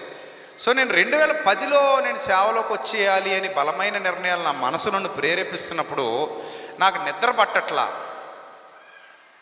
నేను ఈ బిజినెస్కి సూటబుల్ కాదు, నేను చేయలేను, ఇంకా నా వల్ల కావట్లా. లక్షల రూపాయలు పరిచేసాం జనాల మీద, మధ్యలో వదిలేస్తే మా ఇంట్లో వాళ్ళు ఇబ్బంది పడిపోతారు. సో ఏం చేయాలో అర్థం కాని డైలమాలో ఉన్నాను నేను. ఆ డైలమాలో ఉండగా నేను ఒక ప్రార్థన చేసుకున్నా. ప్రభువా, నీ చిత్తం, ఇంకా నువ్వు ఎలా నడిపించుకుంటే అలా నడిపించు, కానీ నాకెందుకో నీ సేవలో ఉండాలని ఉంది. నేను ఇలాగే ఉంటే, నా వ్యాపారం చేసుకుంటే నేను ఒక్కడే బాగుపడతానేమో తప్ప, నేను మైకు పట్టుకుని ముందుకెళ్తే, ఆత్మలను సంపాదించడానికి ముందుకెళ్తే వేలాది మంది నా వల్ల బాగుపడతారు కదా. మీ చిత్తమైతే నన్ను నిలబెట్టుకో అని ప్రార్థిస్తున్న తరుణంలో నాకు ఒక కళ వచ్చింది. దాదాపు 3 సార్లు వచ్చింది. యాక్చువల్లీ నేను కళలను నమ్మను, కానీ అదే కళ 3 సార్లు వచ్చేసరికి నాకు ఎందుకో ఒక గ్రిప్ ఏర్పడింది, ఒక ధైర్యం వచ్చింది. ఒక నెరలు విడిచిన నేల మీద నేను నడుచుకుంటూ వెళ్ళిపోతున్నాను. నా వెనక పచ్చటి మొక్కలు మొలుస్తూ వస్తున్నాయి. ఒక నెరలు విడిచిన నేల మీద నేను నడుచుకుంటూ వెళ్ళిపోతున్నాను. నా వెనక పచ్చటి మొక్కలు పైరు మొలుస్తూ వస్తుంది. నా వెనక భాగం అంతా ఎండిపోయి ఉంది. నేను నడవడం మొదలుపెట్టిన తర్వాత నా ముందు భాగం అంతా ఎండిపోయింది. నేను నడవడం మొదలుపెట్టిన తర్వాత నా వెనక భాగం అంతా పచ్చగా మారడం కనబడుతుంది. అలా దాదాపు నేను 3 సార్లు ఆ కళ నాకు రావడం నేను గమనించాను. అంటే ఒకే కళ 3 సార్లు 2 సార్లు ఎందుకు వచ్చింది అంటే, దేవుడు నన్ను ప్రోత్సహిస్తున్నాడు అన్నమాట. నేను వెళ్ళాలి ముందుకి, ఇది నాకు ఒక సైన్ లాంటిది అన్నమాట అని నాకు అప్పుడు అనిపించలా. తర్వాత నాకు అర్థమైంది. ఏదైతే అవుద్దని ముందుకు వచ్చేసాను. అప్పుడు మా ఇంట్లో వాళ్ళు, మా నాన్నగారు, మా అన్నయ్య, మా బంధువులు నన్ను కూర్చోబెట్టి, అరే నాయనా, ఇన్నాళ్ళుగా చక్కగా జరుగుతున్న వ్యాపారాన్ని మానేస్తావా? మా పార్ట్నర్లు కూడా, నువ్వు మానేసి కూర్చున్న కొమ్మని ఎవడైనా నరుక్కుంటాడా? పోనీ నీకేం లోటురా? ఒక్క ఆదివారం సెలవు పెట్టుకో, మిగిలిన 6 రోజులు వ్యాపారం చేసుకో. ఆ ఆదివారం సెలవు పెట్టుకుని నువ్వు ఎక్కడ పోతావు పో, నువ్వు ఎవరికి వాకింగ్ చెప్పుకుంటావు చెప్పుకో. 6 రోజులు మాత్రం ఏమొచ్చాయి, బిజినెస్కి వచ్చాయి. ఇది నాకు వచ్చిన ప్రపోజల్ అప్పట్లో. కానీ నా మైండ్ ఒప్పుకోవట్లా, మనం చేయలేము, ఇది మన వల్ల కాదు. ఇది ఏదైతే అవుద్దని కూర్చున్న కొమ్మని నరికేశాను. ఒక కొమ్మని నేను నరికాను, దేవుడు నన్ను ఒక పెద్ద వనంలో నిలబెట్టాడు తీసుకెళ్ళి. అంత గొప్ప ధన్యత దేవుడు నాకు అనుగ్రహించాడు. దేవుని నామానికి మహిమ కలుగును గాక. నేను నరికింది ఒక చిన్న కొమ్మనే అనుకోండి, కానీ పెద్ద మహావృక్షం మీద నన్ను కూర్చోబెట్టాడు తీసుకెళ్ళి. సో ఆ రోజు నేను ఊరుకో అని మా ఇంట్లో వాళ్ళు అంటున్నప్పుడు ఊరుకుని ఉండుంటే, ఈరోజు ఈ ఆచంట లోదరణ సంఘంలో వాకింగ్ చెప్పే ఒక సేవకుడిగా నేను మీ మధ్యలో నిలబడి ఉండకపోయేవాణ్ణి. ఇది సత్యం. ఈరోజు నేను మీ మధ్యలో నిలబడి మాట్లాడుతున్నాను. మీ మధ్యలోనే కాదు, అనేక దేశాలలో, అనేక ప్రాంతాలలో, అనేక చోట్ల సత్యవాక్యాన్ని విత్తటానికి దేవుడు నన్ను ఎన్నుకొని కృప చూపిస్తున్నాడు. వేలాది మంది జీవితాలను కట్టడానికి ఒక పాత్రగా, అర్హమైన పాత్రగా దేవుడు నన్ను వాడుకున్నాడంటే దానికి కారణం, వేలాది మందికి నా చేతులతో బాప్తిస్మాలు ఇచ్చాను. దాదాపు 1000 మంది, 1000-1500 మందికి పైన ఇచ్చాను నేను ఇప్పటివరకు బాప్తిస్మాలు. సో ఇంతమందికి బాప్తిస్మ ఇవ్వడానికి దేవుడు నా హస్తాల్ని బలపరిచాడు అంటే, ఆ రోజు నన్ను ఊరుకో అన్నప్పుడు నేను ఊరుకోలా. ఎందుకంటే నా హృదయంలో మండిన మంట నన్ను ఊరుకోనివ్వలా. నీకు అదే చెప్తున్నా, నువ్వు బతకాలనుకుంటావు దేవుని కొరకు, కానీ ఎవడో ఒక నీళ్ళు జల్లేస్తుంటాడు. నువ్వు ప్రార్థించాలనుకుంటావు, నీళ్ళు జల్లేస్తుంటాడు. నువ్వు పాడాలనుకుంటావు, నీళ్ళు జల్లేస్తుంటాడు. నువ్వు చదవాలనుకుంటావు, నీళ్ళు జల్లేస్తుంటాడు. నువ్వు ఏదో కార్యం, గొప్ప కార్యం ప్రభు కొరకు చేయాలనుకుంటావు, ఎవడో నీళ్ళు జల్లేస్తుంటాడు. నువ్వు ఇవ్వాలనుకుంటావు, దాని మీద కూడా ఏం చేస్తాడు, నీళ్ళు జల్లేస్తుంటాడు. అననీ సప్పిరాల మీద చల్లేలా నీళ్ళు చల్లేశాడా లేదా? చల్లే. వాళ్ళు ఇవ్వాలనుకున్న దానికి కూడా ఏం చేశాడు, చల్లేశాడు. అలా చల్లేస్తుంటాడు. దైవ కార్యం జరగకుండా అడ్డుకోవడమే అపవాది పని. అందుకే వీళ్ళతో అంటున్నాడు, ఊరుకో ఊరుకో అరవకు, ఊరుకో ఊరుకో అంటుంటే అతను ఏం చేస్తున్నాడట, ఓరకుండమని ముందర నడుచుచుండవారు వాడిని గద్దించిరి. ప్రేమగా చెప్పారా గద్దించారా? బాగా గద్దించారట. అంటే బాగా తిట్టారనమాట, బాగా అరిచారనమాట. అయినా కూడా ఎవరిని ఏం చేయలేదు, లెక్క చెయ్యలేదు. అర్థమైందమ్మా? ఇది నా మేలు కొరకు నేను తీసుకున్న నిర్ణయం. నువ్వు చెప్పే మాటలు వింటే నా బతుకేమైపోద్ది, అన్యాయం అయిపోద్ది. అర్థమైందా? కొంతమంది అట బాప్తిస్మం తీసుకోనా వద్దా అని పక్కన అడుగుతుంటారట. యాక్సిడెంట్ అయ్యాక, రోడ్డు మీద యాక్సిడెంట్ అయ్యాక అంబులెన్స్ వచ్చాక ఎవరొకరు ఫోన్ చేసి అంబులెన్స్ ఎక్కమంటావా వద్దా అని అడుగుతావా?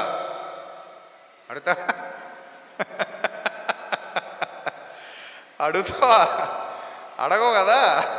ఎందుకు అడగవు? అక్కడ పక్కోడి నిర్ణయాలతో పని లేదు, అంత టైం కూడా లేదు. ఏం చేయాలి ఇప్పుడు? చచ్చినట్టు ఎక్కియాలి.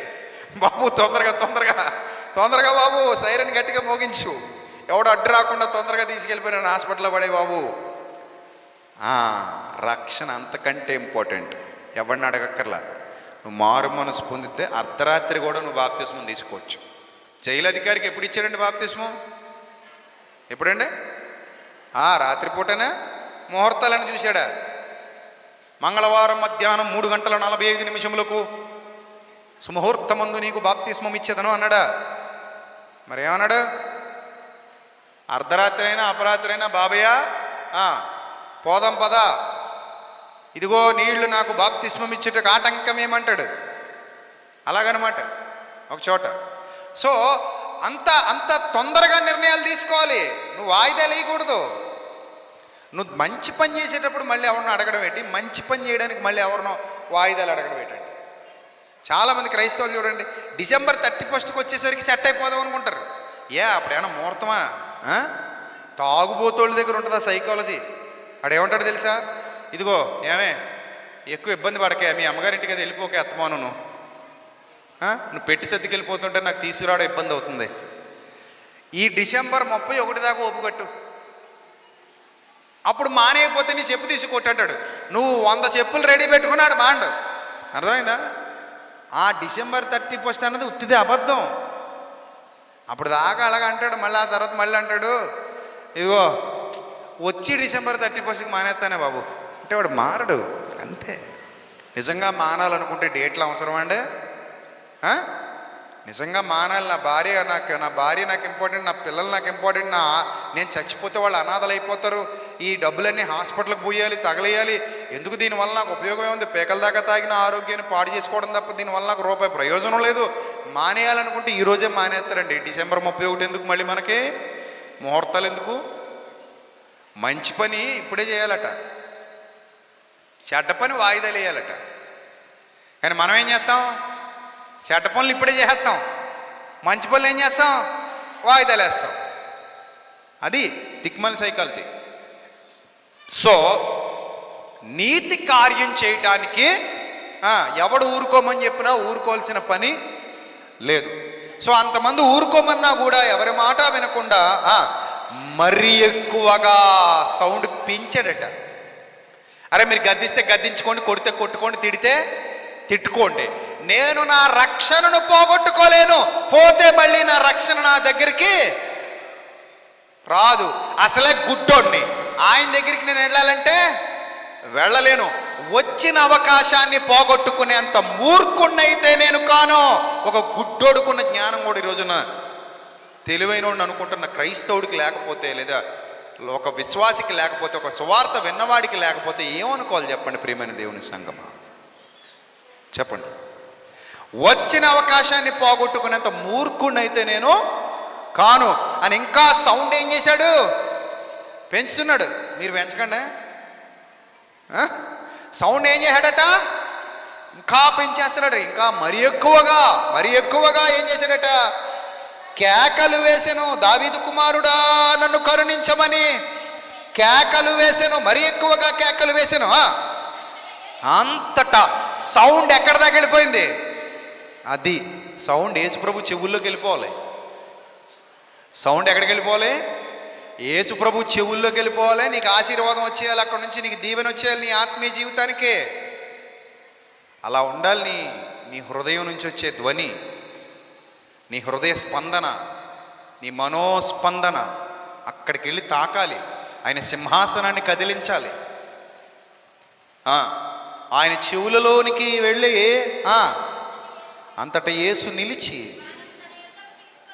కమాన్ పిలుపు వచ్చేసింది. బాబా ఎంత అదృష్టం అండి, ఎంత అదృష్టం. తీసుకురండి ఆ అబ్బాయిని, తీసుకురండి గట్టిగా కేకలేదు. ఆ లైఫ్ మారిపోయింది ఒక్క రోజులో. ఒక్క రోజులో లైఫ్ మారిపోయింది అంతే. ప్రభువు నిన్ను పిలిచిన పిలుపు నీకు అర్థమైతే నీ లైఫ్ మారిపోద్ది అంతే. నిజం చెప్తున్నా నేను. సరిగ్గా 2009 ఎండింగ్ మా పైన మా బిల్డింగ్ కడుతున్నారు. ఏవో ఇలాంటి కిటికీలు ఉంటాయి కదా, ఆ కిటికీలకి ఇంకా ఆ కిటికీలు పెట్టలా. అందులో కిటికీ పెట్టలేదంటే ఎలా ఉంటుంది? చుట్టూ గోడే కదా ఉంటుంది. ఆ గోడ కాళ్ళు తని పెట్టుకుని ఆ గోడలో కూర్చున్న బాగా పై మేడ మీదకి ఎక్కిపోయి నేను మా ఇంటి దగ్గర మా పాత ఇంట్లో కూర్చుని అటంతా పక్కనంతా జామాయిల చెట్లు ఏవి ఉంటాయి, చక్కగా గాలి వేస్తుంది, మంచి డిప్రెషన్లో ఉన్నాను. మైండ్ అసలు బాగా ప్రశాంతత లేదు మైండ్కి, ఏదో గిల్టీ ఫీలింగ్.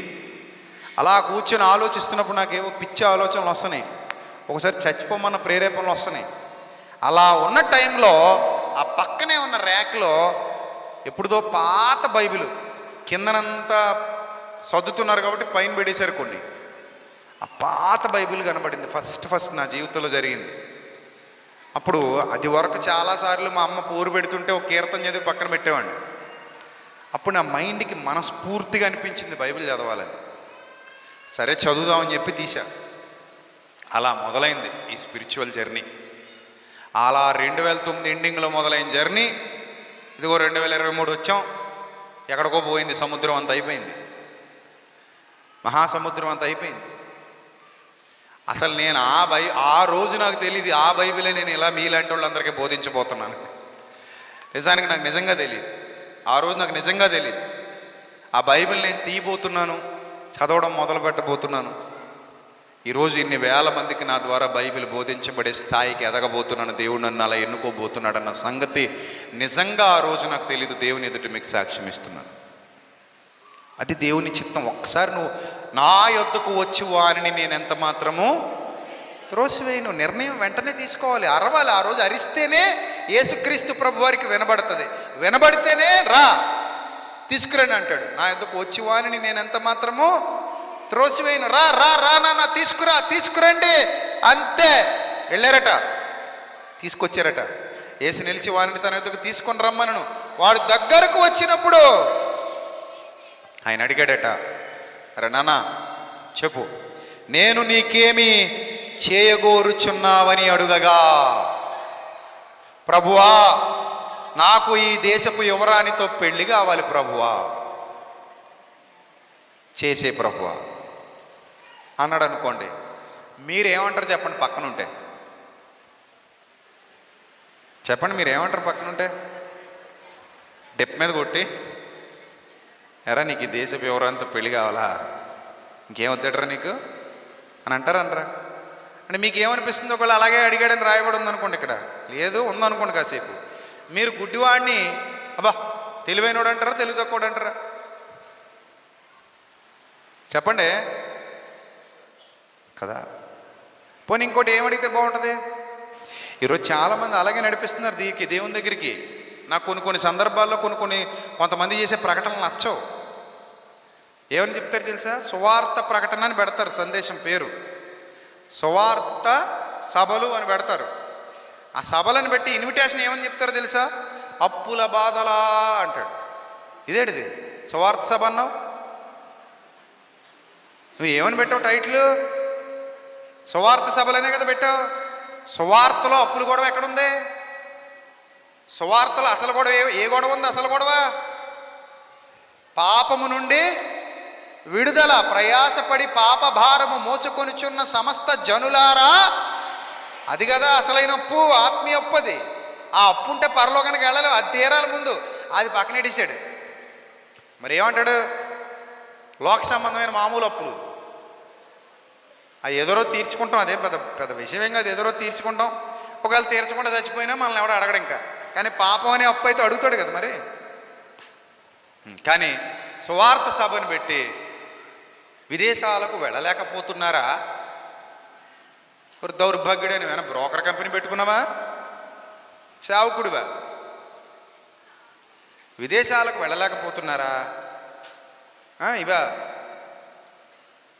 సువార్తలు అవి లేవు. మనం ఆయన నీతిని, ఆయన రాజ్యాన్ని మొదట వెతికితే అవన్నీ ఆయన ఇచ్చుకుంటాడు. మళ్ళీ మనం స్పెషల్గా అడగక్కర్లా.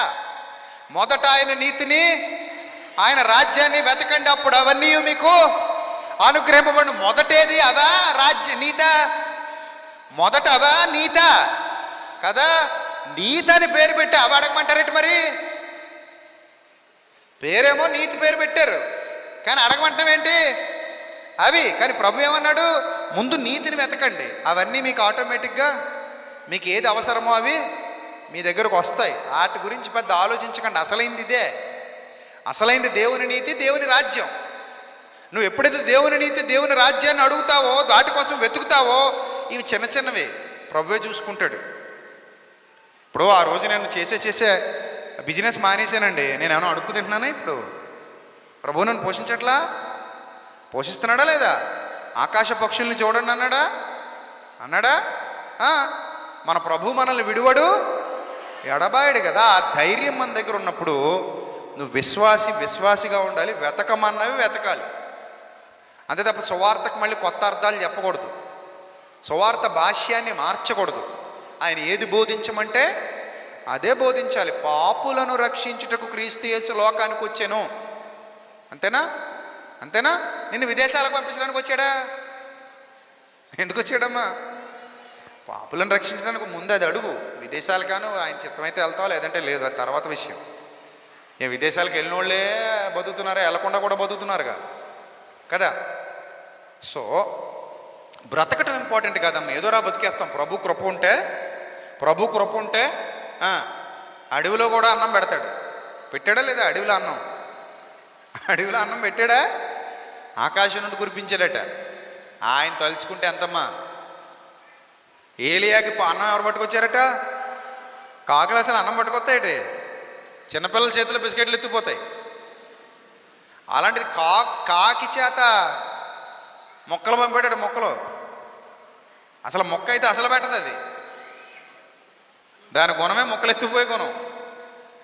అలాంటిది కాకితో భోజనం పెట్టించాడంటే మన ప్రభు అంత గొప్పవాడు కదా. నీ విశ్వాసం ఏమైపోయింది? సో కాబట్టి ఏం అడగాలి ఇప్పుడు? వ్యర్థమైన అడగండి. ప్రభు దగ్గరకు వచ్చినప్పుడు అసలైంది అడిగేయాలి. అతను ఏమడిగాడంటే, ప్రభువా చూపు పొందగోరుచున్నాను అన్నాడు. ఇది దేనికి సాదృశ్యం అంటే, ఈ రోజున్న ప్రతి విశ్వాసి ఆనాడు ప్రభు స్వరం విన్న అతను చూపు పొందగోరుచున్నాను అన్నాడు. ఈరోజు ప్రభు స్వరం వింటున్న వారు కూడా ఏమడగాలి తెలుసా? ప్రభువా చూపు పొందగోరుచున్నాను ప్రభువా. ఏ చూపు? అది కదా. అది అర్థం అవ్వాలి నీకు పాయింట్. ప్రభువా నాకు కూడా చూపే కావాలి. ఏ చూపు కావాలి? ఈ చూపు కాదు. ఇది ఈరోజు ఉంటుంది, రేపు పోద్ది. కొన్నాళ్ళకి దీని సత్తు తగ్గిపోయి, అదిగో చతువారాలు అంతే పెద్ద పెద్ద కళ్ళజోళ్ళు వేసారు వీళ్ళందరూ. కొన్నాళ్ళకి మనకబడిపోతాయి. కొన్నాళ్ళకి మనం కూడా బైబిల్ సరిగ్గా చదవలేము. దూరంగా ఉన్న వాళ్ళకి కొంతమందికి కనపడవు, దగ్గరకు ఉన్నవి కొంతమందికి కనపడవు. కొంతమందికి లాంగ్ సైటు, కొంతమందికి షార్ట్ సైటును. అలాగే ఏదో రోజు మనకు వస్తుంది సైట్. వయసు పెరుగుతున్న కొలది మరి బండి బోరుకు వస్తుంది కదా. బండి బోరుకు వస్తారా? అప్పుడేమవుద్ది? బోరు చేయించాలి. రిపేర్లు వస్తుంటాయి. కంటికి వస్తాయి రిపేర్లు, కాళ్ళకి వస్తాయి. కొంతమంది మొన్న 65 ఏళ్ళు 70 ఏళ్ళు ఉంటే మామగారికి దగ్గరకు వచ్చింది. పాస్టర్ గారు ప్రార్థన చేయండి అంది. అమ్మా అన్నాను. మోకాళ్ళు నొప్పులండి అంది. నీ వయసు ఎంతమ్మా అన్నాను.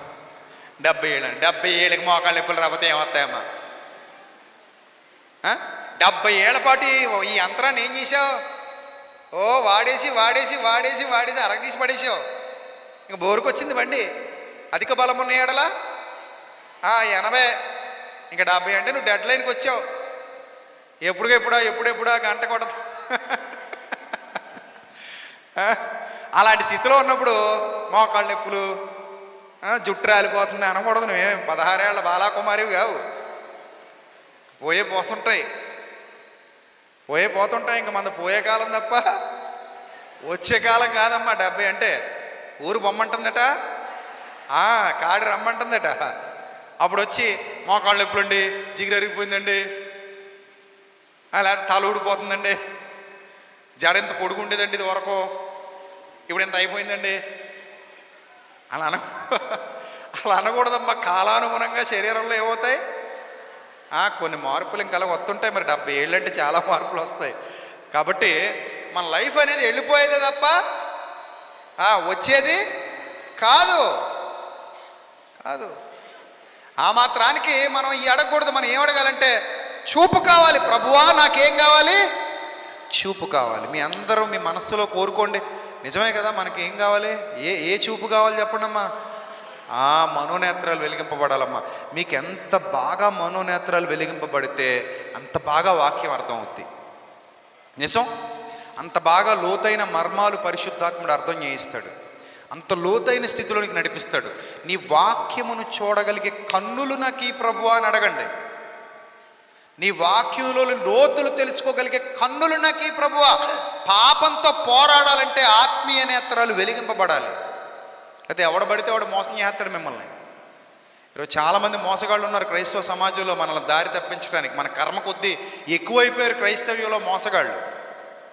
వాళ్ళు రకరకాల ప్రయత్నాలు చేస్తూ మనల్ని దారి తప్పిస్తున్నారు. సత్యంలో నుండి వైదొలిగిపోయేలా చేస్తున్నారు. సత్యానికి కాకుండా లోకానికి కనెక్ట్ చేస్తున్నారు. తీసుకెళ్ళి లోకానికి మొదట ఆయన నీతిని రాజ్యాన్ని వెతకమంటే అది వెతకనివ్వకుండా చేస్తున్నారు. కాబట్టమ్మా ప్రాణానికి గ్యారంటీ లేదు కదమ్మా.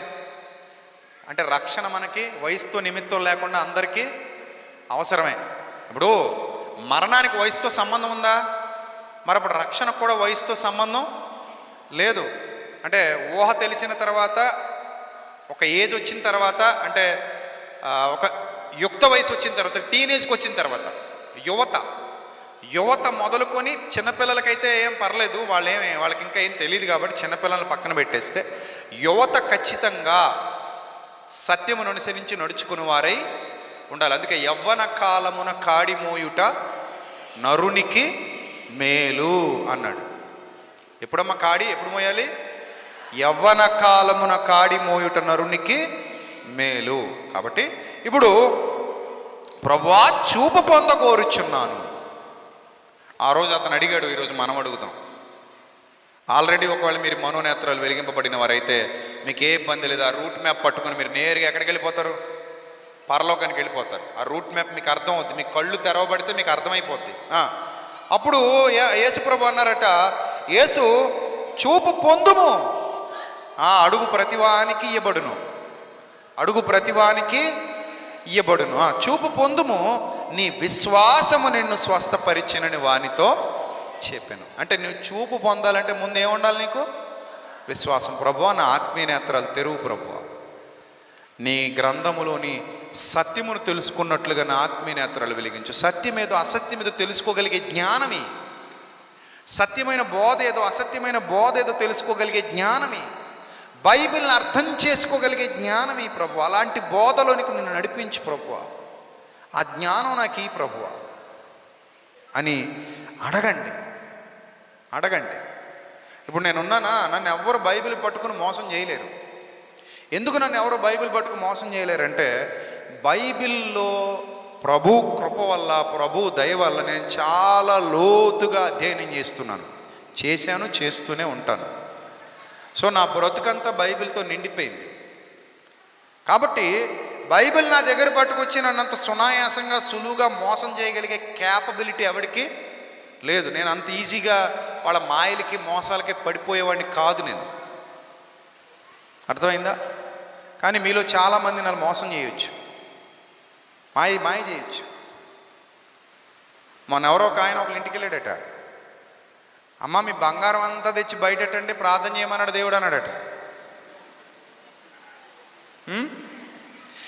ఎందుకండి అంటే దీన్ని దేవుడు వృత్తి పొందించాలనుకుంటున్నాడు.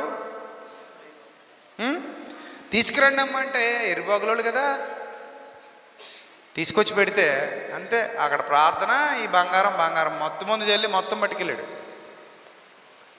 అలా నమ్మించడానికి 5-6 వారాలుగా వచ్చారట. అలాగా ఒకేసారి వచ్చి ఇచ్చేస్తారట, మీరు ఇవ్వరు కదా. అందుకని ఎన్ని వారాలు?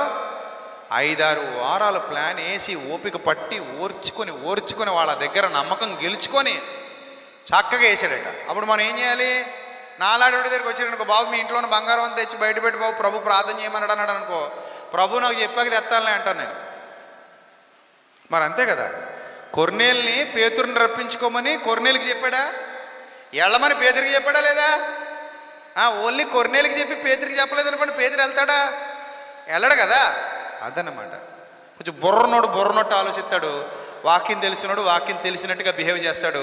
వాక్యం తెలియని ఎర్రుబాగులోడు ఎవరైతే చెప్పినా నమ్ముతాడు. అలా మోసపోయేవాళ్ళు ఉన్నారు ఈ రోజుల్లో. దేవుని నామానికి అవమానం, అలా మోసపోయేవాళ్ళు ఎంతోమంది ఉన్నారు. సరే, వెంటనే వాడు చూపు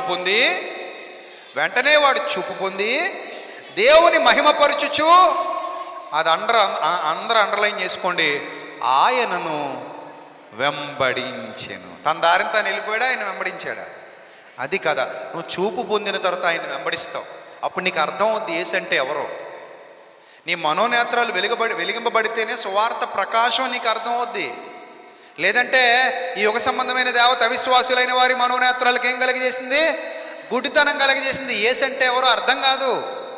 అందుకే ఈరోజు చాలామంది యేసుక్రీస్తుని తిడుతుంటారు. నా వీడియోల కింద కామెంట్లోకి వచ్చి కూడా తిడతారు కొంతమంది మూర్ఖులు. బాధ వేస్తుంది. ఇంక నేను ఏమంటాను, వాళ్ళని మూర్ఖులను వదిలేస్తాను అంతే. మరియమ్మని తిడతారు, యేసు ప్రభుని తిడతారు, పచ్చి బూతులు తిడతారు. అసలు యేసుక్రీస్తుని తిడుతున్నాడంటే వాడు ఎంత నీచుడై ఉండాలంటే, ఎందుకంటే యేసు ప్రభు తన జీవితంలో ఎవరికి ఏ కీడు చేసిన వాడు కాడు. ఆయన మచ్చలేని మనిషి. ఆయన వల్ల ఆయన బ్రతుకులో పాపం లేదు, ఆయన జీవితంలో పాపానికి చోటు లేదు. పరిశుద్ధుడు, నిర్దోషి, నిష్కల్మషుడు, పాపులలో చేరక ప్రత్యేకముగా ఉన్నవాడు. అలాంటి మహనీయుణ్ణి తిడతాడంటే ఆడు ఎంత దుర్మార్గపు స్వభావంతో నిండి ఉన్నవాడైతే తిడతాడండి. అసలు యేసు ప్రభువుని, యేసయ్యని తిట్టడానికి, ఆయన అనటానికి అసలు ఆయన దగ్గర ఏ చిన్న మచ్చ లేదే. మచ్చలేని మనిషినే తిడతాడంటే వాడు ఎంత రొచ్చు బ్రతుకుతున్నాడో, వాడంత కుళ్ళిపోయిన బ్రతుకుతున్నాడో. కాబట్టి ప్రియమైన దేవుని సంగమా, నువ్వు యేసుక్రీస్తుని ఎప్పుడు వెంబడించగలవు అంటే నీ మనోనేత్రాలు వెలిగింపబడినప్పుడు. దానికి సాదృశ్యమే ఈ సంఘటన. అక్కడ భౌతికంగా జరిగింది. ఇప్పుడు మనం దీన్ని ఎలా అర్థం చేసుకుంటున్నాం? ఈ తరంలో ఆత్మీయంగా అర్థం చేసుకుంటున్నాం. అతను యేసయ్యను వెంబడించాడు అంటే అతడు చూపు పొందాడు. ఇప్పుడు మనం కూడా యేసుక్రీస్తును వెంబడించాలి అంటే ఏం వెలిగింపబడాలి? చెప్పాలి, ఏం వెలిగింపబడాలి?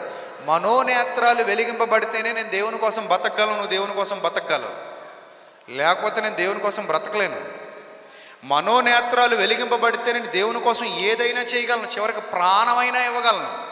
స్టెఫను రాళ్లతో కొట్టి చంపబడిన, అనేక మంది అపోస్తలు తలక్రిందులుగా సిలువ వేయబడిన, అనేక మంది రంపాలతో కోయబడిన, అనేక మంది తమ ప్రాణాలను తృణప్రాయంగా ప్రభు కొరకు అర్పించిన, అనేక మంది శిరస్సులను తెగనరికించుకున్న, అనేక మంది చెరసాలలో బందీలైన, బాధలను పంటి బిగువున భరించిన, వీటన్నిటికీ కారణం ఒక్కటే, యేసుక్రీస్తును వాళ్ళు వెంబడిస్తున్నారు. అందుకే ఆయన పొందిన దెబ్బలలో కొదువైన వాటిని నేను నా శరీరమందు తీర్చుతున్నాను, కొదువైన వాటిని నా శరీరమందు భరిస్తున్నాను, నేను పూర్తి చేస్తున్నాను అంటాడు భక్తుడు. ఇక్కడ అలాంటి స్థిరమైన విశ్వాస జీవితం నీలో నాలో రావాలంటే, నువ్వు ఈ మ్యాప్ పట్టుకుని నిత్య జీవానికి వెళ్ళాలంటే, ఈ మ్యాప్ పట్టుకుని నిత్య జీవానికి వెళ్ళాలంటే నీ మనోనేత్రాలు ఏమవ్వాలమ్మా? వెలిగింపబడాలి. అది రాత్రి ప్రయత్నించు. మరి ఈ రాత్రి ఇంత గొప్ప సత్యవాక్యం ద్వారా ప్రభు నీతో మాట్లాడాడు. ప్రయత్నించు. నీ మనోనేత్రాలు తెరవబడితే ప్రతి మాట నీకు అర్థం అవుద్ది. వాక్యం కోసం పరితపించిపోతావు. ఇక మిగిలిన ఏ దుర్బోధ వినబుద్ధి కాదు. సత్యం తప్ప ఇంకోటి వినడానికి చెవినివ్వం అంతే. ఒకవేళ ఎక్కడైనా దుర్బోధ వినబడుతున్నా వద్దు అంటాం. అర్థమైందా? సత్యమే మాకు శిరోధార్యం. నీ సత్యమే, నీ వాక్యమే సత్యము. మనము సత్యమునకు స్తంభాలుగా ఉండాలన్నది దేవుని కోరిక. అందుకే ప్రభు అన్నాడు, సత్యము మిమ్మును స్వతంత్రులనుగా చేయును అన్నాడు. కాబట్టి ప్రియమైన దేవుని సంగమా, ఇలాంటి విలువైన వాక్యం మనకి ఎప్పుడు కావాలంటే అప్పుడు దొరకదు. దేవుని మాట తీయని జీవపు ఓట. ఆ జీవపు ఓట మన హృదయంలో పుడితే మనం చాలా ఆశీర్వదింపబడిన వారము, దీవించబడిన వారము. కాబట్టి సత్యమునకు చెవినివ్వండి, దేవుని కొరకు ఉన్నతంగా బ్రతకండి, ఆయన ఇష్టాన్ని నెరవేర్చే గుంపులో ఉండండి. మీ మనోనేత్రాలు వెలిగించుకోండి. గొప్ప దీవెన ఆశీర్వాదాలు ప్రభు మీ మీద కుమ్మరిస్తాడు. మీరు ఆయన వెంబడిస్తారు. ఆ తర్వాతట ఊరుకో ఊరుకో ఊరుకో అన్న వాళ్ళు ఏం చేస్తున్నారట చూడండి. ప్రజలందరూ అది నిన్ను చూచి ఊరుకో అన్నోడే దేవునికి స్తోత్రం అనాలి. ఏమనాలి? దేవునికి స్తోత్రము కలుగునుగాక అనాలి. ఊరుకో ఊరుకో ఊరుకో అన్నోడు అనాలి. నన్ను ఊరుకో ఊరుకో అన్నవాళ్ళు అందరూ కూడా అంటున్నారు దేవునికి స్తోత్రం అని. నేను అనేలా చేశాను. చాలామంది అన్నారు నన్ను ఊరుకోమని. వాళ్ళందరూ కూడా ఇప్పుడు ఏమంటున్నారు? దేవునికి స్తోత్రం, దేవునికి స్తోత్రం. నన్ను బట్టి దేవుని స్తుతిస్తున్నారు. ఆ గుడ్డివాడిని బట్టి దేవునికి స్తోత్రం చెప్పారు. ఆ గుడ్డివాడు యేసయ్యను వెంబడిస్తున్నాడు. మరి నీ బ్రతుకేంటి? రాత్రి మ్యాప్ నీకు వచ్చేసింది. మరి వెళ్ళాలా వద్దా నిత్య జీవానికి? వెళ్ళాలి. నువ్వు కూడా నిన్ను బట్టి ప్రభువుకు స్తోత్రం చెల్లించే ప్రజలు, అలాంటి గొప్ప గుంపును తయారు చేయగలిగే స్థిరమైన విశ్వాసం నీ దగ్గర ఉండాలి. ప్రియమైన దేవుని సంగమా, అలాంటి బలమైన విశ్వాసిగా నువ్వు మారాలి. వింటాం ఇక్కడే వదిలిపెట్టి వెళ్ళిపోతాం అంటే అది నీకు క్షేమం కాదు. డాక్టర్ గారి దగ్గరికి వచ్చావు, మందులు ఇచ్చారు. ఇప్పుడు నీకు ఏ మందులు ఇచ్చారు? వాక్యం అనే మందులు ఇచ్చారు. నువ్వేం చేయాలి? దీన్ని మింగాలా లేకపోతే ఇక్కడే పడేసిపోవాలా ట్యాబ్లెట్లన్నీ కదా? హాస్పిటల్లో కరెక్ట్గా చేస్తున్నాం, మరి చర్చిలో కూడా అంతే. నేను డాక్టర్తో సమానం, నువ్వు రోగితో సమానం. నీకు ఇచ్చే వాక్యమే నీ మందు. ఇప్పుడు దాన్ని మింగితే దేవుని పొందు, మెంగనంటే దుష్టులతో నరకంలో పొందు, అంతే. కాబట్టి ప్రియమైన దేవుని సంగమా, మంచి నిర్ణయం తీసుకోండి. మీ మనోనేత్రములు వెలిగింపబడితేనే మీ జీవితం బాగుంటుంది. చివరిగా ఒక రెఫరెన్స్ చెప్పి ముగిస్తాను. ఎఫెసీ పత్రిక 1వ అధ్యాయం 15వ వచనం నుంచి చదువుదాం. ఈ హేతువు చేత ప్రభు అయిన యేసునందలి మీ విశ్వాసమును గూర్చి, పరిశుద్ధులందరి ఎడల మీరు చూపుచున్న విశ్వాసమును గూర్చి నేను వినినప్పటి నుండి మీ విషయమై మానక దేవునికి కృతజ్ఞతాస్తుతులు చెల్లిస్తున్నాను. మరియు అందరూ అండర్లైన్ చేసుకోండి మా మాట, మరియు మీ మనోనేత్రములు వెలిగింపబడినందున. ఏమైనందున? వెలిగింపబడినందున. అంటే ఆల్రెడీ ఏమైపోయాట? ఎఫెసీయులకు వెలిగిపోయాయి, మనోనేత్రాలు వెలిగింపబడ్డాయి.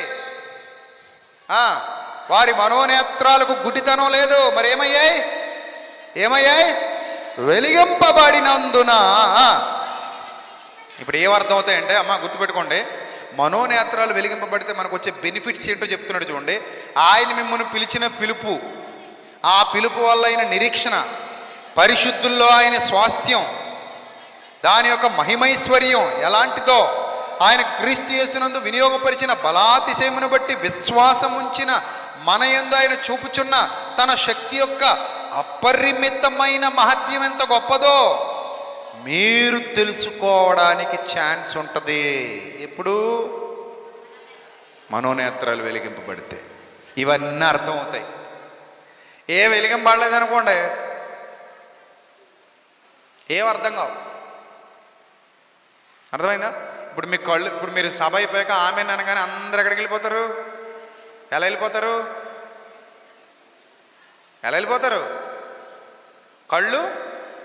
కళ్ళు తెరవబడి ఉన్నాయి కాబట్టి హ్యాపీగా వెళ్ళిపోతారు. అదే గంతలు కట్టేసి ఉంటే వెళ్ళలేరు కదా. మీరు కూడా నిత్య జీవానికి వెళ్ళాలంటే మీ మనోనేత్రాలు వెలిగించుకోండి.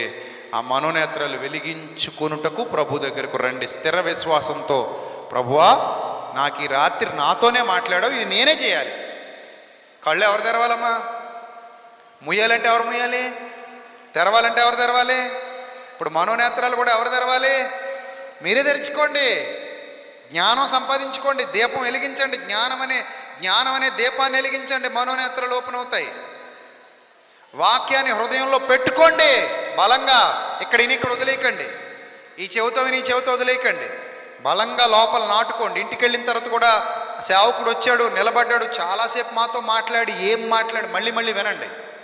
లేదా యూట్యూబ్లో మన ప్రసంగాలు ఎప్పటికప్పుడు ఇలాంటివి రోజు కొత్త ప్రసంగాలు అప్లోడ్ అవుతాను. నేనేం ఆచంట రావక్కల్లా, మీ ఇంటికి ఆల్రెడీ వచ్చేస్తుంటాను. సో కాబట్టి వాక్యం ఎంత నేర్చుకుంటే అంత మనకే మంచిది. అది మనల్ని పాడు చేసేది ఏమీ కాదు, మనకు మేలే చేస్తుంది. కాబట్టి మనోనేత్రములు వెలిగించుకొని ప్రభు చిత్తానుసారంగా ఈరోజు ఆచంట సంఘంలో కలుసుకున్నాం, ఏదో రోజు ఎక్కడ కలుసుకోవాలి మనందరం, అదనమాట.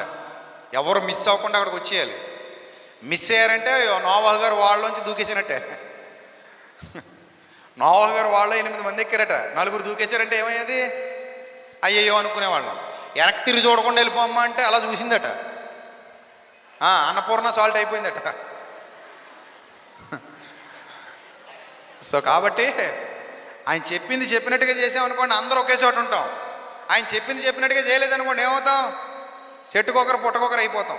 అలాగ అవ్వకూడదు. మీరు అందరూ ఒకే చోట ఉండాలి. మీ కుటుంబాలన్నీ నిత్య జీవంలో వర్ధిల్లాలని ఒక దైవ సేవకుడిగా మనస్ఫూర్తిగా కోరుకుంటున్నాను. దేవుడట్టి ధన్యత మీకు, మీ కుటుంబాలకు సమృద్ధిగా దయచేయునుగాక. తల్ల వంచండి, ప్రార్థన చేసుకుందాం. పరిశుద్ధుడ, ప్రేమగల తండ్రి, దయగల దేవ, ఇంతవరకు మీ పిల్లలతో మాట్లాడడానికి ప్రభా మీరు సహాయం చేసినందుకు, మీ ఆత్మశక్తితో నన్ను బలపరిచినందుకు, మీ ఆత్మ ద్వారా నాతో మీ పిల్లలతో మాట్లాడినందుకు స్తోత్రం తండ్రి. దయగల తండ్రి, ఏ వాక్యం అయితే మీ పిల్లల హృదయాల్లో విత్తబడిందో అది 30 60 100 ఫలింపజేయండి. వారు విని విడిచిపెట్టే గుంపులో గాక విన్న వాక్యం అనుసరించి నడుచుకోగలిగే భాగ్యాన్ని ప్రసాదించండి. సత్యమేదో అసత్యమేదో గుర్తించి సత్యాన్ని అనుసరించి జీవించగలిగే భాగ్యాన్ని ప్రసాదించండి.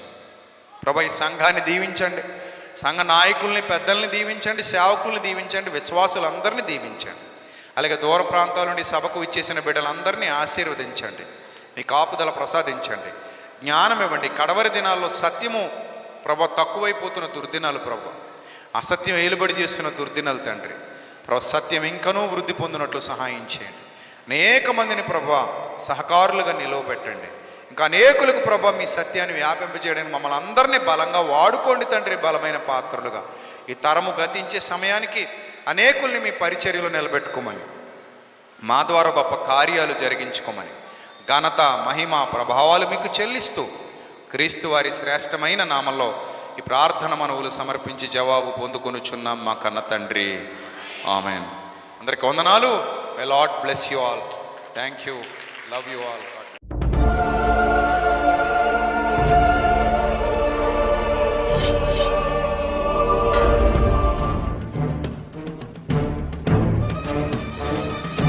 ఆది నీవే, అంతం నీవే, ప్రభవం నీవే, ప్రళయం నీవే, అల్ఫయు నీవే, ఓమెఘయు నీవే, విలయం నీవే, స్థిర నిలయం నీవే.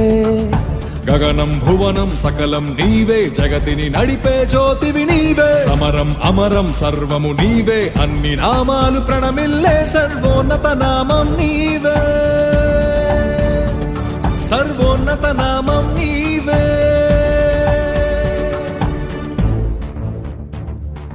సర్వలోక న్యాయాధిపతి, సర్వలోక న్యాయాధిపతి, సర్వలోక న్యాయాధిపతి, సర్వలోక న్యాయాధిపతి, సర్వలోక న్యాయాధిపతి వాకిట నిలిచియున్నాడు. జనములందరికి ఫలమిచ్చుటకు తీర్పు తీర్చబోతున్నాడు. సర్వలోక న్యాయాధిపతి వాకిట నిలిచియున్నాడు. జనములందరికి ఫలమిచ్చుటకు తీర్పు తీర్చబోతున్నాడు. వేల దూతలతో బూరధ్వనులతో మేఘమండలము పైన యూదా గోత్రపు కదమ సింహముతో కదలి వస్తుంది సేన. క్రీస్తు న్యాయపీఠం ఎదుట ప్రత్యక్షం కావాలందరూ, క్రీస్తు న్యాయపీఠం ఎదుట ప్రత్యక్షం కావాలందరూ.